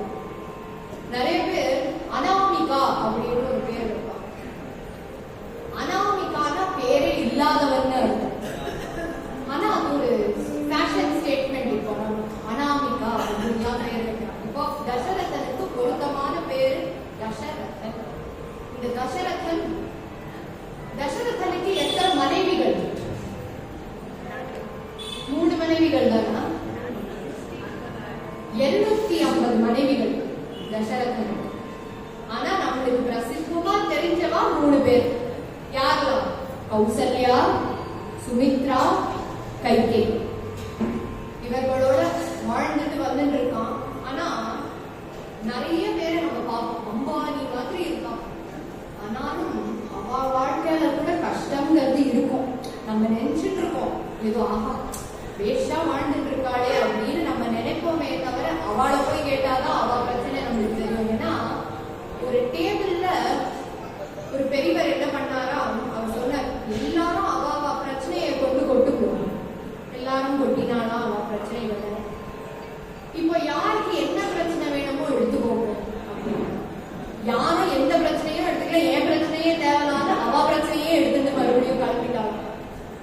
அப்படி இருக்கு பிரச்சனைகள். இப்போ தசரதனுக்கும் அவனுடைய மனைவிகளுக்கும் ஒரு பிரச்சனை, சந்தான பாக்கியம் இல்லை. என்ன பண்றதுன்னு தெரியல தசரதனுக்கு. பல விதமான முயற்சிகள் நாம் பண்ணி அப்புறம் தான் ரிஷ்யஸ்ருங்கருக்கு சாந்தாவை கல்யாணம் பண்ணி ரிஷ்யஸ்ருங்கரையே கூட்டிட்டு வந்து ஒரு அஸ்வமேத யாகத்தை பண்ணி புத்திரகாமேஷ்டி யாகத்தை பண்ணி அவருக்கு எத்தனை குழந்தைகள் பிறக்கிறது? எத்தனை குழந்தைகள் பிறக்கிறது? 4 குழந்தைகள். ஆர்டரா பார்ப்போமா? இன்னைக்கு நிறைய கொஸ்டின் ஆன்சர் நான் முன்னாடியே சொல்லிட்டேன். இன்னைக்கு நிறைய கொஸ்டின் ஆன்சர் செஷன் இதுவரை வேற நடக்கிறது. ரீகேப்ஸ் எல்லாரும் அவ மைண்ட் ஆனா வச்சுக்கணும். தூங்கினா நான் வந்து டக்குன்னு ஒரு கேள்வி கேட்பேன். எத்தனை குழந்தை? 4 குழந்தைகள். ஆனா அந்த பாயசம்னு ஒண்ணு வந்ததே அந்த புத்திரகாமேஷ்டி யாகத்திலிருந்து, அதை அவர் எப்படி டிஸ்ட்ரிபியூட் பண்ண? முதல்ல யாருக்கு கொடுத்த? கௌசல்யா. ஏன்னா அந்த காலத்துல ஒரு பழக்கம் உண்டு ராஜாக்களுக்கு, சீஃப் குவீன் அப்படின்னு முக்கியமான ஒரு ராணி அப்படின்னு இருப்பான். அந்த ராணி தான் எல்லா ஃபங்க்ஷன் போலான்னு போயிட்டு வருவாங்க. மற்ற ராணிகள்லாம் அந்த புறத்திலேயே இருக்க வேண்டியது. அந்த மாதிரி அந்த சீஃப் குவீன் யாரு அப்படின்னு பார்த்தா இங்க கௌசல்யா. கௌசல்யாக்கு முதல்ல 50% கொடுத்துட்டார் அந்த பாயசம். பாக்கி எவ்வளவு இருக்கு? 50% பாக்கி. இந்த 50% யாருக்கு டிஸ்ட்ரிபியூட் பண்ணணும்? இன்னும் பாக்கி 250 மறந்து போகும். இப்போ 3 பேருக்கு டிஸ்ட்ரிபியூட் பண்ணணும். பாக்கி இருக்கிறது சுமித்ரையும் கைகேயும். ரெண்டாவதா யாருக்கு கொடுத்தா? இல்ல, சுமித்ரைக்கு கொடுத்தா. தசரதன் ரெண்டாவது சுமித்ரைக்கு கொடுத்தா, மூணாவது கைகேயி. ஏன்னா கைகேயி தான் இருக்கிறதுலயே அழகு, இருக்கிறதுலயே இளமையான அந்த ராணி. அதனால மூன்றாவதாக கைகை. ஆனா பிறந்த விதம் எப்படி? ராமனுக்கு அடுத்தது பரதன், அப்புறம் லக்ஷ்மணன், சத்ருகன். ஆனா கொடுத்த பாயசம் கொடுத்த விதம் ராமன், லக்ஷ்மணன், சத்ருகன், பரதன். அப்படிதானே பிறந்திருக்கணும். இங்க நடுவுல ட்வின்ஸாவும் வேற பிறந்திருக்காளே, அப்ப யாருக்கும் எக்ஸ்ட்ரா கிடைச்சிருக்கா அப்படின்னு கேட்டா இங்கதான் சூக்ஷ்மம். என்னன்னா தசரதர் பார்த்தார். முதல்ல கௌசல்யாக்கு போய் கொடுத்தாரு, ரெண்டாவது சுமித்ரைக்கு போய் கொஞ்சோண்டு கொடுத்தாரு. கௌசல்யாக்கு கிடைச்சோடனே அவன் என்ன பண்ணிட்டா, உடனே குடிச்சுட்டான். சுமித்ரா என்ன பண்ணிட்டா, காத்துட்டு இருந்தான் எல்லாருக்கும் கிடைக்கணும் முதல்ல, அப்புறம் நம்ம குடிப்போம். கைகை பின்னாடி நின்றுட்டு இருக்கா. கைகைக்கு கிடைக்கிறதுக்கு முன்னாடியே அவன் குடிச்சாச்சு. அப்பேற்பட்டவள் கைகை. இப்போ தசரதர் பார்த்தது, யாருக்கு நிறைய பொறுமை இருக்கு, சுமித்ரைக்கு தான் நிறைய பொறுமை இருக்கு. அதனால அவர் என்ன பண்ணாரா, முழுசா 3வது பங்கை கைகைக்கு கொடுத்துருக்கணும். ஆனா கொஞ்சம் தான் கொடுத்தாராம், பாக்கி மறுபடியும் வந்து சுமித்ரைக்கு கொடுத்தாராம். அதனால முதல்ல குடிச்சது யாரு, கௌசல்யை. ரெண்டாவது குடிச்சது யாரு, கைகை. மூன்றாவதா சுமித்ரை 2 பங்கா குடிச்சதுனால லக்ஷ்மண சத்ருகன். அதனால இப்ப பிறந்த விதம் எப்படி அப்படின்னு பார்த்தா ராமன், பரதன், லக்ஷ்மண சத்ருகன். இப்போ அவளை பார்த்து கொண்டு வந்து அவ அரண்மனைக்கு கொண்டு வந்து எல்லாருக்கும் அந்த காலத்திலேயே ஃபேஷனபிளா தூளி, இந்த காலத்துல தான் தூளி எல்லாம் வைக்கணும்னு பார்த்தா இந்த காலத்துல தூளி கான்செப்ட்லாம் கிடையாது. ஒன்லி கிரேடல், பெட்டில் எல்லாம் தூங்க வைக்க மாட்டோம் குழந்தையில.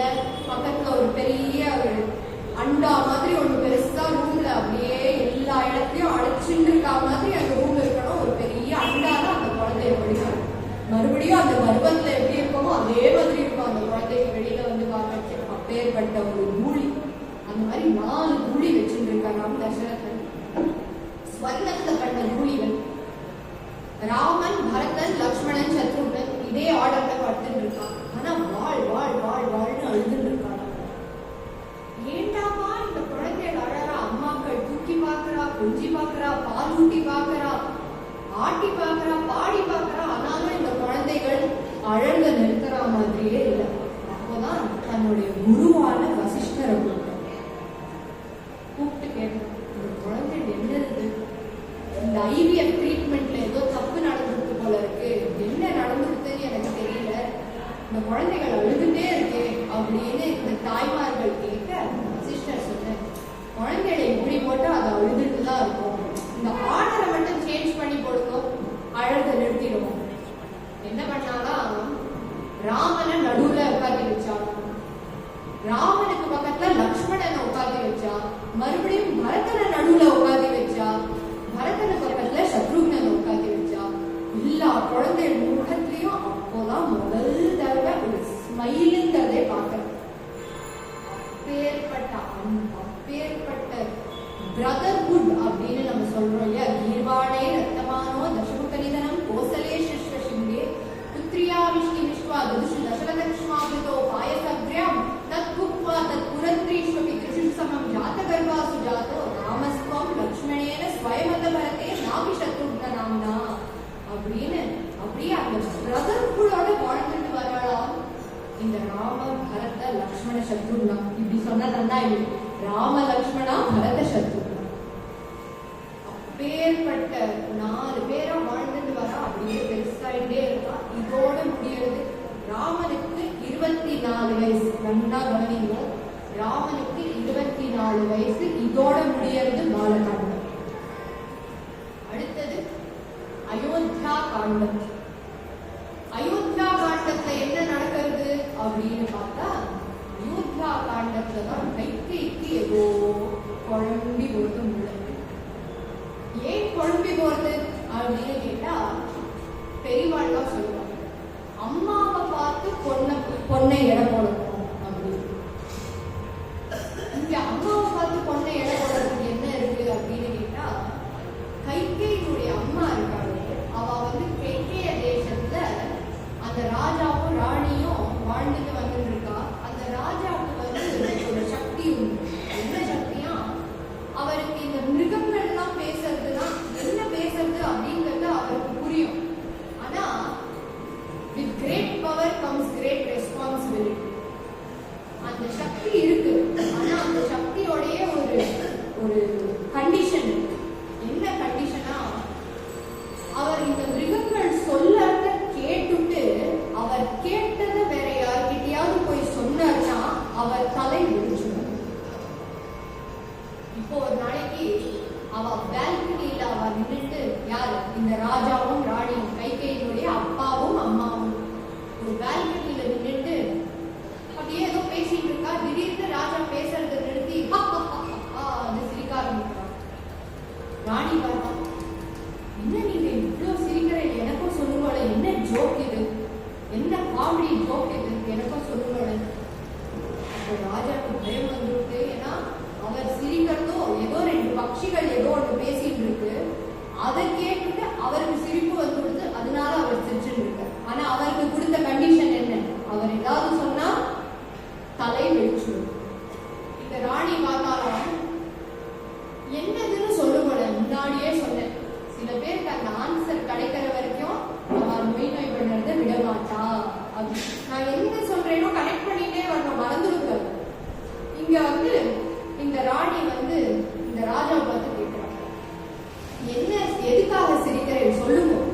ராஜா பார்த்து சொன்ன, நான் உங்ககிட்ட சொன்னேன்னா என் தலையே வெடிச்சிடணும், வெடிச்சிடும், நீ உங்ககிட்ட நான் சொல்ல முடியாது. ராணி சொன்னா, நீங்க எனக்கு சொல்லலாம், ஏன் தலை வெடிச்சிடும், சொல்லியே ஆகணும். ராஜா பார்த்து, உனக்கு என் மேல கொஞ்சம் கூட பாசமே இல்லையா, அன்பே இல்லையா அப்படின்னு நினைச்சிட்டு இந்த ராணிய பகிஷ்காரம் பண்ணிட்ட. அந்த ராணிய அந்த நாட்டிலிருந்தே கிளம்பி விட்டுட்ட. உனக்கு என் மேல அன்பே இல்லையா? ஏன்னா யாராவது ஒரு மனைவி தன்னுடைய கணவனை பார்த்து உங்க தலை வெடிச்சா என்ன, ஏன் தலை வெடிச்சிடும் அப்படின்னு சொல்லுவாளா?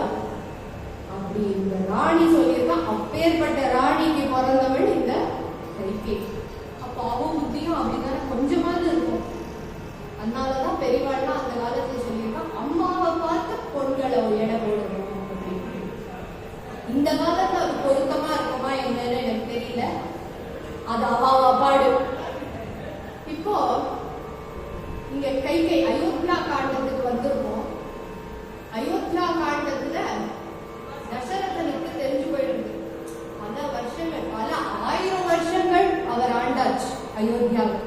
அந்த காலத்துலதான் லைஃப் எக்ஸ்பெக்டன்சி, லைஃப் ஸ்பேன்லாம் ரொம்ப ஹையா இருக்கும். பல 1000 வருஷத்துக்கு இருப்பான். அந்த யுகங்கள் மாற மாற மாற மாற லைஃப் ஸ்பேனும் குறைஞ்சுட்டே வரும். நாரதர் கலியுக குணங்கள்ல சொல்லச்சே அவர் சொல்ற, கலியுகம் எப்போ முடியும் அப்படின்னு நமக்கு தெரியும்னா, மனிதர்கள் எப்போ குள்ளமாயிண்டே வருவாளோ, எப்போ ஒரு மனுஷன் ஒரு செடி கொடியை விட குள்ளமாகுவானோ, எப்போ அவனுக்கு வந்து வயசு ஒரு 2 வயசுக்கு மேல இருக்காதோ, இல்ல 16-15 வயசுக்கு மேல இருக்காதோ, அப்போதான் கலிகாலம் முடியும். அதனால இப்பவே நம்ம லோக்கத்துல இருக்கிற இந்த நியூஸ் சேனல் எல்லாம் பார்த்தா இப்பவே ஏதோ கலிகாலம் முடிகிற மாதிரி தான் இருக்கு நியூஸ்லாம். ஆனா நிறைய வருஷங்கள் இருக்குது, நிறைய பார்க்க வேண்டியது இருக்கு. அப்பேற்பட்ட கலிகாலம் இல்லாம அது வந்து வேற காலம், திரேதா யுகம்ங்கிறது 10,000 வருஷம் கணக்கு இவெல்லாம் வாழ்ந்துட்டு வரா. தசரதன் பார்க்க போர் ரொம்ப வாழ்ந்தாச்சு. இனிமே நம்ம குழந்தைகளுக்கு நெக்ஸ்ட் ஸ்டெப் ஹைரார்கியில போகும்போது நெக்ஸ்டா ராமனுக்கு வந்து பட்டாபிஷேகம் பண்ணலாம் அப்படின்னு நினைச்சாங்க தசரதன். இந்த செய்திய அவனுடைய அரண்மனைக்குள்ள மட்டும்தான் பேசியிருக்கான். ஆனா எப்படி சிவபெருமான் பார்வதி தாயார் கிட்ட பேசும்போதே ஒரு காக்கா வந்து உட்கார்ந்து எல்லாத்தையும் கேட்டுருக்கான். அயோத்தியா என்ன பூலோகத்துல தானே இருக்கு, 2 பேர் கேட்க மாட்டான். இங்கிலீஷ்ல இருந்தால்தான் ஒரு செய்தி இருக்கு, even walls have ears. கேள்விப்பட்டிருக்கு. ரகசியம் சொன்னா டமாம் அடிச்சுட்டு அந்த ரகசியம், சில பேருக்குலாம் ரகசியம் சொன்னா வயத்திலே இருக்காது. இதுக்குன்னே ஒரு டெஸ்ட் வைப்பார் நிறைய பேர். சைனீஸ் விஸ்பர் அப்படின்னு ஒரு கேம் நாங்க ஸ்கூல்ல எல்லாம் விளையாடுவோம். ஒரு விஷயத்த ஒருத்தர் காதுல சொல்லுவோம், அவ மற்றொரு காதுல சொல்லுவா, இந்த மாதிரி காதுல சொல்லிட்டே வருவா. லாஸ்டா ஒருத்தர்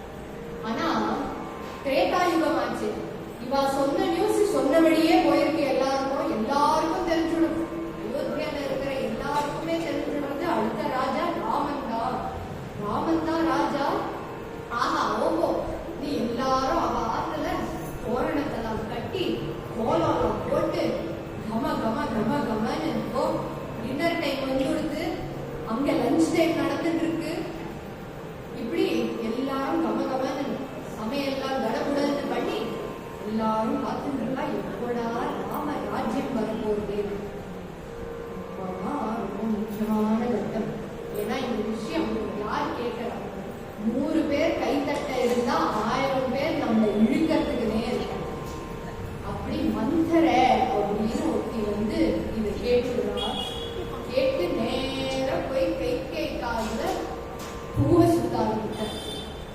அவ சொல்றா, கைகே கேளு, சித்தது ஏதோ ராமனுக்கு ராஜ்யமாமே, அப்போ பரதனுக்கு? நிறைய பேர் ஆக்கலாம் சொத்துக்கு சண்டை வருது, ஆனா குழந்தைகள் தான் சண்டை போடும். அதுதானே மகாபாரதம், குழந்தைகள் தானே அந்த சொத்துக்கு சண்டை போடுறது. ஆனா ராமாயணம் அதை விட ஒரு ஸ்டெப் மேல. ஏன்னா அம்மாமார்களே இங்க சண்டை போட்டுருக்கான். யார்? ஒரே ஒரு அம்மா, கைகே. தன்னுடைய பிள்ளையோட ஃபியூச்சரை செக்யூரா வச்சுக்கணுங்கிறதுனால அவளோட பிள்ளை தானே ராமனும். அப்படியே விட்டுடலாமா? அவளுக்கு ராமனை ரொம்ப பிடிக்கும் தான். ஆனாலும் நேரம். நம்ம எல்லாரும் இதுல இருந்து என்ன கத்துக்கணும்னா, யாராவது வந்து நம்ம கிட்ட யாராவது பத்தி ஏதாவது ஒரு விஷயத்த சொல்றான்னா உடனே அவ சொல்றத உடனே ஓஹோ இதுதான் சத்தியம் அப்படின்னு எடுத்துடக்கூடாது. நம்மளும் சிந்திச்சு பார்க்கணும், இந்த ஏதாவது சத்தியம் இருக்கா, இந்த மாதிரி நிஜமாவே அவ பண்ணியிருப்பாள். ராமாயணத்துல வெறும் கதைகள் மட்டும் கிடையாது, நம்ம வாழ்க்கையில எடுத்துட்டு நடந்துக்கக்கூடிய கருத்துக்கள் நிறைய இருக்கு. அததான் நம்ம எடுத்துக்கணும். ராமாயண ரகசிய காரணம். அப்பேற்பட்ட ராமாயணத்தையே கைகை மாதிரி ஒத்தி இருக்கா. அவன் சொல்றா உடனே, கிளம்பு கிளம்பு நீ ராமா, நீ கிளம்பு, காட்டுக்கு கிளம்பு அப்படின்னு தசரதன் கிட்ட 2 வரம் வாங்கியிருக்கா. அந்த வரம் வாங்கி இப்போ அடுத்தது ராமனை காட்டுக்கு அனுப்ப போறான். ராமனும் கருணா காப்புஸ்தனுக்கு முன்னாடியே சொல்லணும், அவனுக்கு எந்த கவலையும் இல்லை. ராஜ்யம் வந்தா வரட்டும், ராஜ்யம் வரலையா வராத போட்டும். அடுத்த ஜன்மால, ஏன்னா அடுத்த அவதாரத்துல கண்ணனா அவனுக்கு எல்லா பிசினஸ்லயும் அவன் பிசினஸ் இருக்கு. கண்ணபிரானுக்கு மட்டும் என்ன எங்க நடக்கிறது, என்ன பண்ணி நம்ம சாதகமா ஆக்கலான்னு கண்ணபிரானுக்கு அந்த சாமர்த்தியம் உண்டு. ஆனா ராமன் அப்படி கிடையாது. ராமனுக்கு லைஃப் என்ன கொடுக்கிறதோ அதை ராமன் இருக்கும். கண்ணன் தன்னுடைய லைஃபை எப்படி அமைச்சுக்கணுமோ அப்படி அமைச்சுக்கணும். சாதாரணமா கண்ணனுடைய வாழ்க்கையை பார்த்தா நம்மளுக்கு எப்படி தோணும்? சந்தோஷமா இருக்குன்னு தோணும். ராமனுடைய வாழ்க்கையை பார்த்தா எப்படி தோணும்? கஷ்டமா இருக்குன்னு தோணும். ஆனா நிஜமான கஷ்டங்கள் யாரோட வாழ்க்கையில இருக்கு? கண்ணனுடைய வாழ்க்கையில தான். ஏன்னா பிறந்ததுலாம் காராகிரகத்துல. தன்னுடைய தாய் தந்தையோடைய இருந்தான் இல்ல. ஸ்டெப் பேரண்ட்ஸ் யசோதை நந்தபாபு யாருமே தெரியாது எங்கேயோ ஒரு கிராமத்தை, ஒரு குக்கிராமத்தை போய் இருந்தான் கண்ணன். அதுக்கப்புறம் அங்கேயாவது பூர்ண அவதாரம் அங்கேயே முடிஞ்சு கொடுத்தா இல்ல, அங்கேயிருந்து மறுபடியும் மதுரைக்கு வந்தான். அங்க வந்தா மாமனே அவனை கொலை பண்ண வரான். கம்சனான மாமன் கண்ணபிரானுக்கு வீட்டுக்குள்ளேயே எதிரிகள். இப்பேற்பட்ட கஷ்டங்களெல்லாம் அனுபவிச்சுதானே கண்ணபிரான் தன்னுடைய வாழ்க்கையை சந்தோஷமாவே வாழ்ந்திருக்கு. அதுதான் நம்ம கண்ணனுடைய வாழ்க்கையில இருந்து கற்றுக்கணும். ஆனா ராமன் நம்மளுக்கு எதுக்கு அவருடைய வாழ்க்கை கஷ்டம் அப்படின்னு தெரியறதுன்னா, ராமனுடைய வாழ்க்கை நம்ம வாழ்க்கை மாதிரி இருக்கும். ஏன்? ஒரே ஒரு கஷ்டம் இருக்கும், சீதா பிராட்டியை தூக்கிட்டு போனது மட்டும்தானே ராமன் வாழ்க்கையில கஷ்டம். அந்த ஒரு கஷ்டத்தையே வச்சுட்டு ஊரோலகமே கஷ்டம் கஷ்டம் கஷ்டம் கஷ்டம்னு சொல்றாங்க. அப்படிதான் நம்ம வாழ்க்கை. ஒரு கஷ்டம் வந்தா கூட நம்ம பதறி போயிடும். வேறுபட்ட பதட்டம் இல்லாம இருக்கணும் அப்படிங்கிறது காண்பிக்கிறது தான் ராமன். என்ன நடந்தாலும் அப்படியே ஸ்திரமா இருக்கு, ஸ்திர புத்தியோட இருக்கு. அதுதான் ராமன். இப்ப ராமன் பார்த்தா கைகை சொன்னா get out of my house. Raman சொன்னா சரி கிளம்புறேன். இப்ப ராமனுக்கு ஒரு மனைவி வேற. யாரு? ஜானகி. ஜனகனுடைய பெண்ணானவள் ஜானகி. அவளையும் கூட்டிட்டு போனோமா அப்படின்னு ராமன் இங்க யோசிக்கிறார். இங்க என்ன நடந்ததுன்னு நாளைக்கு பார்ப்போம். ஆனா கிளம்பியாச்சு, ராமன் கிளம்பியாச்சு. அந்த காட்டு பிரவேசம் பண்றான். பின்னாடியே கேகேய தேசத்துல இருந்து பரத சத்ருக்னால் கிளம்பினார். இங்க பரத சத்ருக்னால் வந்ததுமே அவளுக்கு ஒரே ஷாக். ஏன் ஷாக் அப்படின்னு பார்த்தா, அரண்மனையில 3 பேர் இருக்கா. எல்லாரும் வெள்ளை ஆடையை கட்டிட்டு இருக்கா. ஏன் அப்படின்னு பார்த்தா, கௌசல்யா, சுமித்ரா, கைகேயி 3 பேரும் விதவையா இருக்க. கைகேயி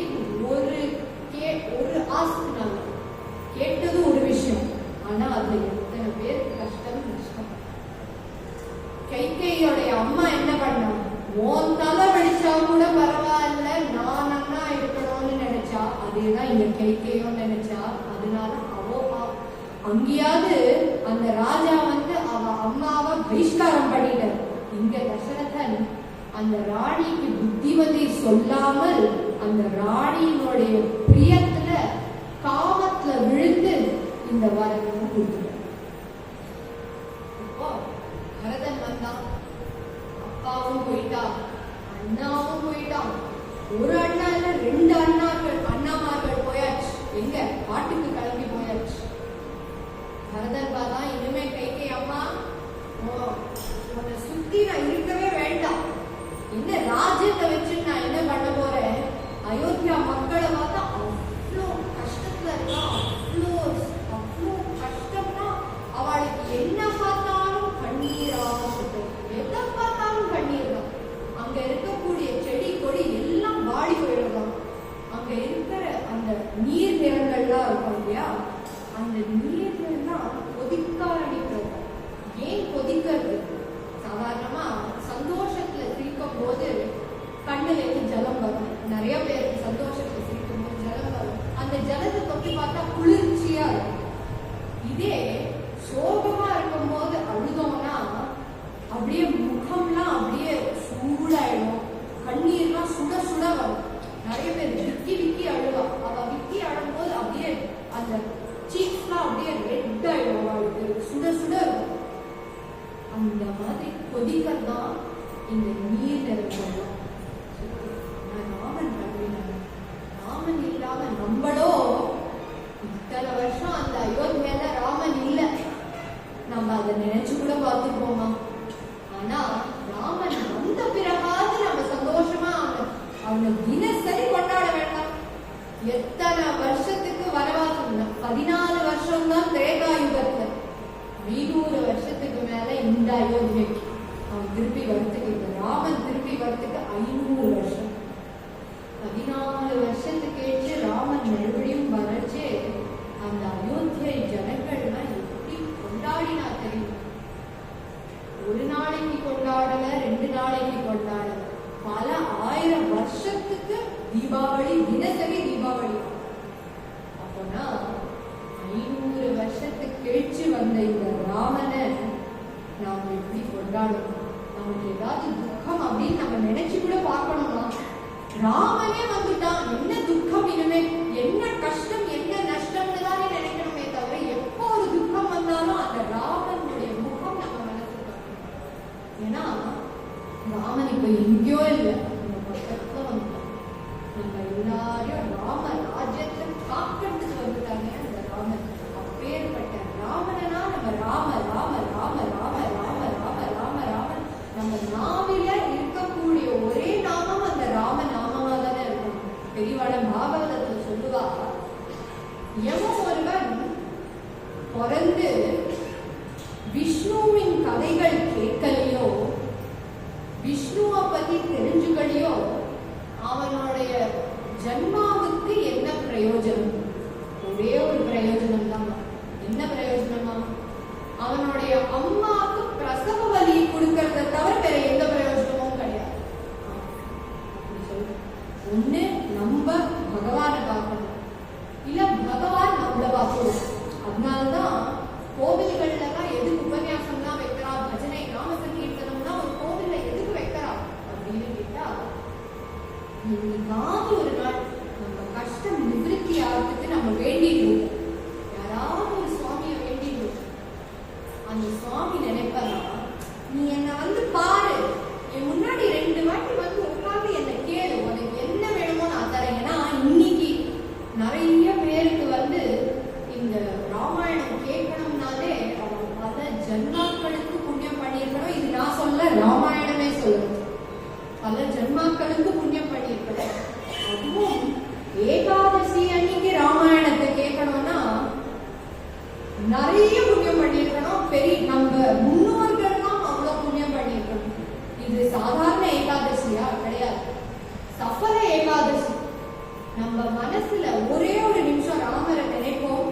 ஸ்ரீராம ராம ராமேதிங்கிற இந்த ஸ்லோகத்தை சொல்லுவோம், 3 முறை சொல்லுவோம். மனசுல இருக்கிற என்ன கஷ்டங்களா இருக்கட்டும், துக்கமா இருக்கட்டும், ஆசைகளா இருக்கட்டும், என்னவா இருக்கட்டும், ஏதோ ஒரு விஷயம்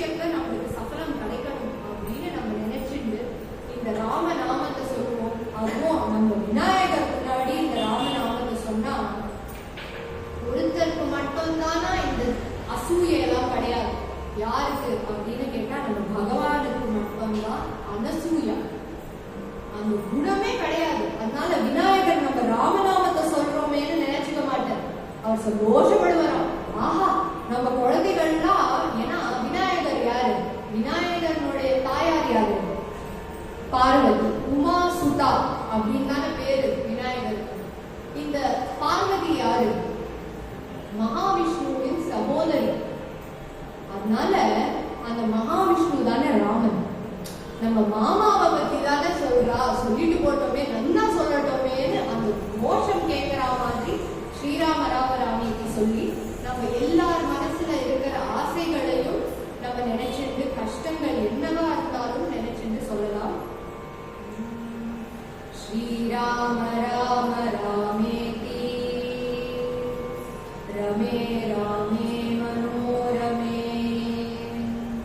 சஹஸ்ரநாம தத்துல்யம் ராம நாம வரானனே. ஸ்ரீராம ராம ராமேதி ரமே ராமே மனோரமே சஹஸ்ரநாம தத்துல்யம் ராம நாம வரானனே. ஸ்ரீராம ராம ராமேதி ரமே ராமே மனோரமே சஹஸ்ரநாம தத்துல்யம் ராம நாம வரானனே. சாதாரணமா ராமநாமத்தை சொல்லியிருக்கலாம். எதுக்கு ஸ்ரீராம ராம ராம் ராமேதி எதுக்கு மெனக்கெட்டுன்னு சொல்ல வச்சேன்னா ஒரு முக்கியமான காரணம் உள்ளது. இந்த ஏகாதசி அன்னைக்கு யாரெல்லாம் பூர்ண ராமாயணத்தை கேட்கிறாளோ அல்லது சொல்லறாளோ அல்லது இந்த ராமாயணத்தை இந்த நிகழ்ச்சியை நம்மளுக்கு கொடுத்திருக்காளோ, ஆர்கனைசருக்கு முதற்கொண்டு ஒரு பலன் இருக்கு. என்ன பலனா, இந்த ஏகாதசி அன்னைக்கு ராமாயணத்தை முழுசா நம்ம கேட்டோம்னா நம்ம மனசுல இருக்கிற ஏதோ ஒரு கஷ்டம் ஒரு ப்ரையாரிட்டியில டாப்ல இருக்கும் இல்லையா, அந்த கஷ்டமும் குறையும். பகவானுக்கும் நமக்கும் இருக்கிற டிஸ்டன்ஸ் எவ்வளோனா நம்ம மனசுல இருக்கிற ஆசைகளும் கஷ்டமும் எத்தனை இருக்கோ அவ்வளோதான் டிஸ்டன்ஸ். இதெல்லாம் குறைஞ்சுடுச்சுன்னா என்ன ஆகும்? பகவான் நிபிருத நிகுஞ்சன்னு இந்த ஹிருதயத்தையே தன்னுடைய நிகுஞ்சமா ஆக்கி நம்ம உள்ள உட்கார்ந்து. ஏன்னா சேத்தோ தர்ப்பண மார்ஜனம்னு சைத்தன்ய மகாபிரபு சொல்லியிருக்க. சித்த சுத்தி டெய்லி எல்லாரும் 2 வேளை குளிக்கணும், ஸ்நானம் பண்ணணும். அதுல என்ன நடக்கிறது? உடல் சுத்தி ஆகுது. ஆனா மனசை எப்படி சுத்திப்படுத்துறது? மனசு சித்தம் அலைப்பாயுதே, அலைப்பாயதே கண்ணா கிடையாது. அலை நம்ம மனசுதான் பாயுது. இந்த மனசு அலை பாயும் போது அந்த மனசு ஒரு இடத்துக்கு நம்ம கொண்டு வந்து அந்த பகவன் நாமாவை நினைக்கணும்னா பரமசிவன் பார்வதிக்கு ஒரு அட்வைஸா இந்த ஸ்ரீராம ராம ராமேதி சொல்லியிருக்கான். இந்த ஸ்ரீராம ராம ராமேதியை சொன்னா என்ன பெனிஃபிட் அப்படின்னு சொன்னா, விஷ்ணு சஹஸ்ரநாமத்தை 1000 தடவை சொன்னா என்ன பலனோ அந்த பலன். இந்த 2 வரிகள் தான். அத்தனை பலன்களும் இந்த ஸ்ரீராம ராம ராமேதி. ஏகாதசி யாருக்கு ரொம்ப பிடிக்கும்? மகாவிஷ்ணுக்கு தான் ரொம்ப பிடிச்ச ஒரு ஃபெஸ்டிவல். அப்பேற்பட்ட ஃபெஸ்டிவல்ல நம்ம ராமன் பேரையும் அந்த விஷ்ணு சஹஸ்ரநாமத்தின் சாரத்தையும் நம்ம சொன்னோம்னா நம்ம எல்லாருக்கும் பலன். அதனாலதான் இன்னைக்கு நான் தலைப்போட ஆரம்பிக்கிறேன். நினைச்சுட்டு வந்தது இன்னைக்கு சுந்தரகாண்டத்தை சொல்லலாம்னு தான் நினைச்சுட்டு வந்தேன். ஆனா முன்னாடி அவர் கூப்பிட்டு பெருமாளுக்கும் தாயாருக்கும் தானியத்தை போடுங்கோ அப்படின்னு சொல்லச்சே அப்போதான் தோணி ஏகாதசியினுடைய பூர்ண பலத்தை நம்ம மட்டும் அனுபவிக்க கூடாது, எல்லாருக்கும் கொடுக்கணுங்கிறதுனாலதான் இன்னைக்கு ராமாயணம் இதுவரைன்னு நான் சொல்ல வரேன். ராமாயணத்தையும் இன்னைக்கு கதை பூர்த்தி பண்ணச்சு ஒரு வாட்டி பூர்ணத்துவமாவும் நம்ம பார்த்துக்கிறோம். அதனால ராமாயணத்தை பூர்ணமா கேட்ட பாக்கியமும் இன்னைக்கு நமக்கு கிடைச்சிடும். ஏன்னா இந்த மூன்று நாள சும்மா ஒரு கதைக்கு வரும், உபன்யாசத்துக்கு வரும்னு நினைச்சுக்காதீங்க.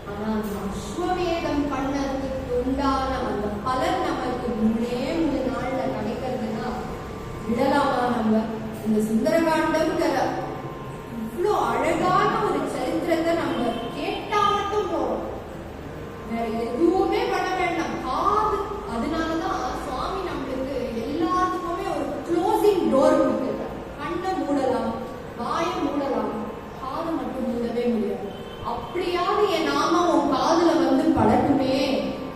நீ தூங்கிட்டு இருக்கச்சே கூட எப்படி அபிமன்யு காதுல வந்து தூங்கிட்டு இருக்கச்சே கூட அந்த சக்கர வியூகம் உள்ள எப்படி போனோம்னு கண்ணபிரான் சொல்லி தரச்சே கேட்குதோ, அதே மாதிரி கவனம் எங்கேயோ கேஸ் காரம் வந்துட்டாமா, கேஸ் அணைச்சிட்டோமா, கதவை பூட்டிட்டோமான்னு இருக்கும்.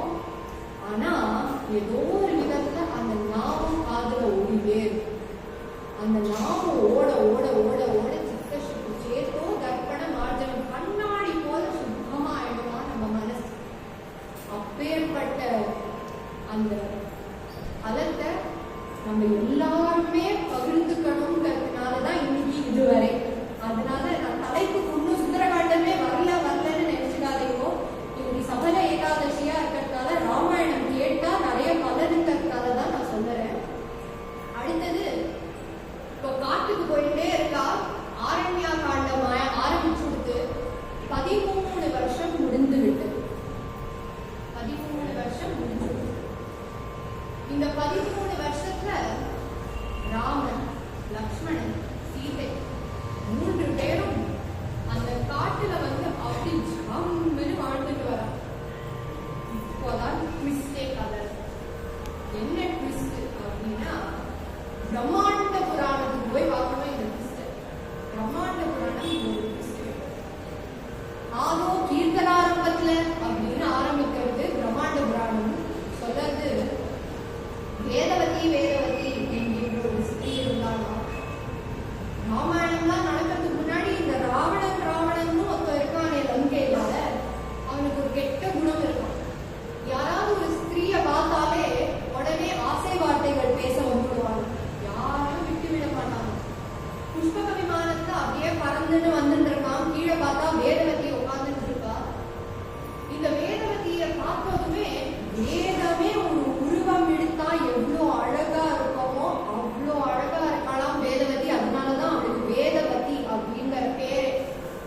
இந்த வேதவதி தபஸ் பண்ணிட்டு இருக்கா. அவளுக்கு ஏதோ ஒரு நோக்கம். அவ தபஸ் பண்ணிட்டு இருக்காச்சு. இந்த ராவணன் வந்து அவளுடைய தபஸ பங்கம் படுத்தி இப்ப சொல்றானா, வேதவதி என்ன கல்யாணம் பண்ணிக்கோ, என்னோட வந்து லங்கால வந்து வாழ, நான் உனக்கு எல்லா சுகத்தையும் கொடுக்குறேன், எல்லா போகத்தையும் நாம் அனுபவிக்கலாம்னு என்னெல்லாம் வார்த்தைகள் ஒரு பெண்ணை பார்த்து பேசக்கூடாதோ அத்தனை ஆசை வார்த்தைகளும் இந்த வேதவதியை பார்த்து பேசுறாங்க. வேதவதி பார்த்தா, ராவணா நான் ஏதோ ஒரு நோக்கத்தோட தான் இங்க தபஸ் பண்ணிட்டு இருக்கேன். ஏன்னா பின்னாடி இந்த வேதவதி தான் பத்மாவதி தாயாரா ஸ்ரீனிவாச பெருமாளை கல்யாணம் பண்ணிக்க போறான். இந்த வேதவதி அதுக்கு தபஸ் பண்ணிட்டு இருக்கா. இந்த ராவணனுக்கு இது தெரியாம போச்சு. நேர பார்த்தா அவன் கேசத்தை இழுத்துட்டே வரானா, நீ வா என்னோட லங்கைக்கு. அவ கேசத்தை இழுத்துட்டே வரான். ஆனா வேதவதிக்கு தபோபலம் நிறைய இருக்கு. அவ பார்த்தா அவ கரங்களையே ஒரு கத்தியா மாத்தி அந்த கரங்களால அவ கேசத்தை அப்படியே கட் பண்றாள். அந்த கேசம் ஒரு பக்கம், இப்போ ராவணன் கையில இருக்கிற கேசம் ஒரு பக்கம், அவள் ஒரு பக்கம், 2 பேரும் ஒரு பக்கத்துல இருக்கா. ஆனாலும் இந்த வேதவதி பார்த்தாலும், ராவணா நான் வந்து அந்த ஸ்ரீனிவாசனையே அடையணும்னு நினைச்சிட்டு இருக்கேன். நான் எப்படி புனிதமா அந்த ஸ்ரீனிவாசனை அடையணும்னு நினைச்சிட்டு இருக்கேன். இப்போ நீ வந்து உன்னோட துர்புத்திய காட்சி என் கேசத்தை தொட்டுட்ட. நீலாம் வந்து நன்னாவே இருக்க மாட்டேன். என் கையாலதான் உனக்கு மரணம் அப்படின்னு சொல்லி அவளே அக்னியை ஊட்டி அந்த அக்னிக்குள்ள பிரவேசம் பண்ணிடுறான். இதுதான் ஒரு பக்கம். இதெல்லாம் ஞாபகம் வச்சுக்கோங்க. அடுத்த 3 நாள்ல கேள்வி கேட்பேன். யாரெல்லாம் கொட்டாய் விடுறாளோ அவளுக்கெல்லாம் ஒரு கேள்வி கன்ஃபார்ம். இப்போ ஒரு பக்கம் இந்த மாதிரி நடக்குது. மற்றொரு பக்கம் ராமன் ஒரு நாளைக்கு சீதையை கூப்பிட்டான். சீதா பாரு, ஆஃப்டர் ஆல் மகாவிஷ்ணுவும் பிராட்டியும் தானே. அவளுக்கு தெரியாத, அவதான் direction, action, acting, screen play எல்லாம் அவதான் பண்ணிட்டு இருக்கா. அதனால அவளுக்கு தெரியாத என்ன நடக்க போறது. ராமன் பார்த்தா சீதை வந்து கேட்கிறான், அடுத்தது என்ன நடக்க போகுது சுவாமி? ராமன் பார்த்தா, உனக்கு தெரியாததா? நீ தானே இதுக்கு மெயின் ஹீரோயினே, நீ தான், உனக்கு தெரியாத இந்த கதையை. ஆனாலும் நான் சொல்றேன், நீ ஒண்ணு பாட்டு. நான் வந்து ஒரு அக்னியை உபாசனம் பண்ணிட்டு இருக்கேன். அந்த அக்னிக்குள்ள நீ போயிடு. அந்த அக்னியிலேருந்து யாரோ ஒருத்தன் வெளியில வருவா, அவளை ராவணன் அபகரிச்சுட்டு போவான் அப்படின்னு ராமன் சொல்லுங்க. சீதை பார்த்தா அக்னி பிரவேசம் பண்ணணும்னா ஏதோ ஒரு காரணம் வேண்டாமா? ராவணன் வந்து அபகரிக்கிறதுக்கு ஒரு காரணம் வேணும். பின்னாடி தாட்டகை, சுபாவு, மாரீச்சன் என்கின்ற ராட்சசால ராமன் வதம் பண்ணியிருக்கான் விஸ்வாமித்ரனோட இருக்கும் போது பாலகாண்டத்துல. அங்க தாட்டகையினுடைய 2 மகன் சுபாவு, மாரீச்சன். தாட்டகையை வதம் பண்ணியாச்சு, சுபாவுவை வதம் பண்ணியாச்சு, மாரீச்சன் தான் பெண்டிங். அவன் ஓடி யாரை ஜாயின் பண்ணிட்டான்? பாட்டி மாறியாச்சு. அந்த காலத்துல மட்டும் இந்த கட்சியெல்லாம் மாறதுலாம் கிடையாது. இந்த காலத்திலயும் உண்டு, அந்த காலத்திலயும் உண்டு. அவளை பார்த்துதான் இந்த காலத்துல ஏதோ அலையன்ஸ் எல்லாம் பண்ணிட்டு இருக்கா போல இருக்கு. இப்போ மாரீச்சன் நேர ராவணன் கட்சிக்கு போய் சேர்றான்.